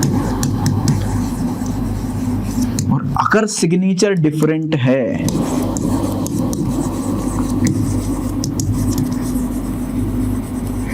तो 100% ओवरलोडिंग होने वाला है। बस एक ये रूल अगर आपने याद रख लिया तो जीवन में कभी गलती नहीं करोगे। जैसे फॉर एग्जांपल मैंने एक फंक्शन बनाया इंट सम इंट ए, और एक और फंक्शन बनाया इंट सम इंट ए कॉमा इंट बी। अब यहां देखो एक फंक्शन बनाया सर इंट सम इंट ए, और एक और फंक्शन बनाया इंट सम इंट ए। अब मैं आपसे पूछ रहा हूं लेफ्ट हैंड साइड वाला ओवरलोडिंग है या ओवरराइडिंग है, और राइट हैंड साइड वाला ओवरलोडिंग है या ओवरराइडिंग है। आप यहां पे देखो सिग्नेचर अलग अलग हो गए। अलग अलग का मतलब देखो पहले सेम समझ लो। अब यहां पे देखो डिट्टो सेम फंक्शन है, कोई डिफरेंस नहीं है, यानी कि सिग्नेचर सेम हो गया, यानी 100% ये ओवरराइडिंग है। और यहां देखो सिग्नेचर चेंज हो गया। सिग्नेचर का मतलब समझते हो, ditto as it is same होना चाहिए आपका सिग्नेचर, तभी जाके बैंक एक्सेप्ट करती है। जरा भी गड़बड़ कर दी, जरा भी चेंज कर दिया, दिक्कत हो जाएगी। इसने जरा सा चेंज किया, एक की जगह दो आर्ग्यूमेंट कर दी, लेकिन चेंज तो कर दिया ना, तो यानी ओवरलोडिंग हो गई। यहाँ पे कुछ भी चेंज नहीं किया, ये ओवरराइडिंग हो गई। अब आप यहाँ पर देखो भाई एक चीज, ये बहुत बढ़िया प्रोग्राम है, आपको समझ आ जाएगा ओवरराइडिंग क्या होती है। मेथड ओवरराइडिंग जो है, इसके लिए इनहेरिटेंस का कॉन्सेप्ट जो है हम यूज करेंगे। इनहेरिटेंस में मेथड ओवरराइडिंग हो पाती है, नहीं तो नहीं है पॉसिबल। वेरिएबल। अगर आप एक ही फंक्शन के अंदर दो सेम वेरिएबल डाल दोगे तो ये दो सेम डाल दोगे तो ये एरर दे देगा, कंफ्यूज हो जाएगा भाई। अगर मैंने सम 5 लिख दिया तो ये बेचारा कंफ्यूज हो गया कि इस सम को कॉल करना है या इसको कॉल करना है, एरर दे देगा ना बेसिकली। तो एक ही फंक्शन के अंदर आप नहीं कभी भी मेथड ओवरराइडिंग कर सकते हो, उसके लिए इनहेरिटेंस की जरूरत है। अब देखिए समझिए मेरी बात को, ओवरराइड करने का मतलब क्या होता है? ओवरराइड करने का मतलब होता है कोई चीज लिखी हुई है उसके ऊपर आप अपनी चीज लिख दो तो पिछली चीज अपने आप हट जाएगी, है ना। मान लो ABC लिखा है तो प्रोग्रामिंग में ABC की जगह मैं PQR लिख रहा हूं तो अपने आप ABC हट जाएगा और PQR दिखने लगेगा, ये ओवरराइड हो गया, है ना। अब यहां पर देखो भाई, एक मैंने बेस क्लास बनाई, एक बेस क्लास में प्रिंट नाम का फंक्शन बनाया और मैंने बोल दिया भाई बेस क्लास प्रिंट कर दो, ये आउटपुट निकल गया। एक मैंने शो नाम का फंक्शन बनाया जो आउटपुट दे रहा है शो बेस क्लास। तो देखना, बेस जो क्लास थी उसके अंदर एक प्रिंट नाम का फंक्शन बनाया जो बोल रहा है बेस क्लास प्रिंट करो, शो नाम का फंक्शन बनाया जो बोल रहा है बेस क्लास शो करो। अब मैंने इसका छोटा भाई बना दिया, यानी इसका इनहेरिटेंस कर दिया, इसकी मैंने एक सब क्लास बना दी, डिराइव्ड क्लास बना दी, चाइल्ड क्लास बना दी, उसका नाम मैंने डिराइव्ड रख दिया और उसको बेस क्लास से अपेंड कर दिया। यानी बेस क्लास के तो सारे फीचर्स होंगे। बेसिकली क्या होगा, ये मेरी बेस क्लास थी, बेस क्लास में कौन कौन से फंक्शन थे? प्रिंट फंक्शन था और शो फंक्शन था। तो ये प्रिंट फंक्शन आ गया इधर और इधर पे शो फंक्शन आ गया बेस क्लास के अंदर। अब मेरी डिराइव्ड क्लास बनी है और डिराइव्ड क्लास को मैंने बेस क्लास से अपेंड कर दिया, तो इसका मतलब बेस क्लास की सारी फैसिलिटी होंगी, यानी इसके अंदर इसका प्रिंट होगा, ये बेस क्लास वाला प्रिंट है और इसके अंदर शो होगा। ये कौन सा? बेस क्लास वाला शो आ गया। अब इसके अंदर अगर आप देखोगे डिराइव्ड क्लास के अंदर भी एक प्रिंट नाम का फंक्शन है, इसके अंदर भी एक प्रिंट नाम का फंक्शन है। अब वो ये देखेगा कि भाई प्रिंट नाम का तो ऑलरेडी फंक्शन था मेरे पास जो कि मेरे पेरेंट से आया है, लेकिन ये लेटेस्ट है, डिराइव्ड क्लास का ये लेटेस्ट है, ये नजदीक है इस डिराइव्ड क्लास से। तो वो क्या करेगा, ये बेस क्लास का प्रिंट ओवरराइड कर देगा, ओवरलैप कर देगा, हटा देगा और डिराइव्ड क्लास का प्रिंट यहां पर रख देगा। क्योंकि वो बोलेगा अगर मैं दो प्रिंट रखता हूं तो एक ही फंक्शन के अंदर, एक ही क्लास के अंदर दो एक जैसे फंक्शन हो जाते प्रिंट प्रिंट नाम से, और कंफ्यूजन क्रिएट हो जाता कि भाई कौन सा प्रिंट यूज करना है। तो उसने कहा ऐसा कंफ्यूजन में रखूंगा ही नहीं। जैसे ही उसने देखा कि मेरे पास अपना खुद का प्रिंट है, मेरे पास अपनी खुद की कैपेबिलिटी है, जॉब करने की खुद की कैपेबिलिटी है, कमाने की, तो मैं अपने पेरेंट से क्यों मांगू? Getting my point? पेरेंट से क्यों मांगू मैं? तो भाई देखो, इसके पास शो करने की कैपेबिलिटी नहीं थी, पेरेंट के पास थी, तो उसने ये गुण पेरेंट से ले लिया भाई कि मेरे पास शो करने की कैपेबिलिटी नहीं है, लेकिन मेरे पास प्रिंट करने की कैपेबिलिटी तो है, तो पेरेंट से लेने की जरूरत ही नहीं है। तो अब जब आप प्रिंट कराओगे ना, इसको अभी थोड़ी देर के लिए इग्नोर करो, आप जब प्रिंट कराओगे ना तो आपने प्रिंट भी करा दिया, शो भी करा दिया। तो देखिए भाई यहां पर जैसे आप प्रिंट कराओगे तो ये आउटपुट होगा प्रिंट डिराइव्ड क्लास, और शो कराओगे तो शो में तो भाई पुराने वाले फंक्शन का है, तो उसने बोल दिया शो बेस क्लास। तो ये शो आपका बेस क्लास वाला कॉल होगा और ये प्रिंट आपका डिराइव्ड क्लास वाला कॉल होगा। यहां पर बेसिकली क्या किया है, देखिएगा यहां पर मैंने क्या किया है, बेस क्लास का एक पॉइंटर ले लिया, डिराइव्ड क्लास का एक ऑब्जेक्ट बना लिया, फिर मैंने बेस क्लास के पॉइंटर में डिराइव्ड क्लास का एक एड्रेस ले लिया। और बेस, सबसे इंपॉर्टेंट बात क्या है यहां पर सबसे इंपॉर्टेंट बात क्या है कि बेस क्लास के पॉइंटर में डिराइव्ड क्लास का एड्रेस है, BPTR में डिराइव्ड क्लास का एक एड्रेस है, उस एड्रेस का ही हमने प्रिंट और शो किया, यानी डिराइव्ड क्लास के प्रिंट और शो करेंगे भाई, आउटपुट देंगे। तो अब डिराइव्ड क्लास का प्रिंट में तो प्रिंट डिराइव्ड क्लास थी, अब डिराइव्ड क्लास के पास शो नहीं था, तो वो जाएगा बेस क्लास के पास, बोलेगा भाई आप अपना शो दे दो मेरे को। समझ रहे हो क्या? समझ रहे हो क्या? तो अब आप यहां पर ध्यान से देखो भाई, ध्यान से देखो, तो ये बेसिकली क्या प्रिंट कर देगा, डिराइव्ड क्लास का प्रिंट निकाल देगा ये, और बेस क्लास का शो प्रिंट कर देगा। देखो भाई, तो देखिए आप अगर ध्यान से ऑब्जर्व करोगे तो डिराइव्ड क्लास का प्रिंट दे दिया इसने, शो जो है वो बेस क्लास का दे दिया। तो मेथड ओवरराइडिंग का सिंपल सा फंक्शन है। करीना जी आप इस बात को समझो, बहुत सिंपल है। अगर कोई फंक्शन मेरे पास है और मेरे पेरेंट के पास भी है, तो मैं वो पेरेंट से नहीं लूंगा, मैं अपना खुद का यूज करूंगा। अगर मेरे पास पैसे कमाने की एबिलिटी है तो मैं पेरेंट्स के पैसे नहीं लूंगा, मैं खुद के पैसों से चीजें खरीदूंगा। लेकिन अगर कोई चीज मेरे पास नहीं है तो फिर वो मैं अपने पेरेंट्स से लूंगा। तो यहां पर जो प्रिंट था, आप ध्यान से देखो, ये जो प्रिंट था, यहां पर प्रिंट जो है वो किस किस के पास था? प्रिंट जो है वो डिराइव्ड क्लास के पास भी था और बेस क्लास के पास भी था। अगर मैं इसको थोड़ा सा प्रोग्राम को छोटा करूं तो आप देख पाओगे कि ये जो प्रिंट था ये बेस और डिराइव्ड दोनों के पास था। तो डिराइव्ड क्लास ने अपना खुद का लिया और शो जो है वो डिराइव्ड क्लास के पास नहीं था तो उसने बेस क्लास से ले लिया। तो इसलिए प्रिंट डिराइव्ड क्लास प्रिंट हुआ और शो में शो बेस क्लास प्रिंट हुआ।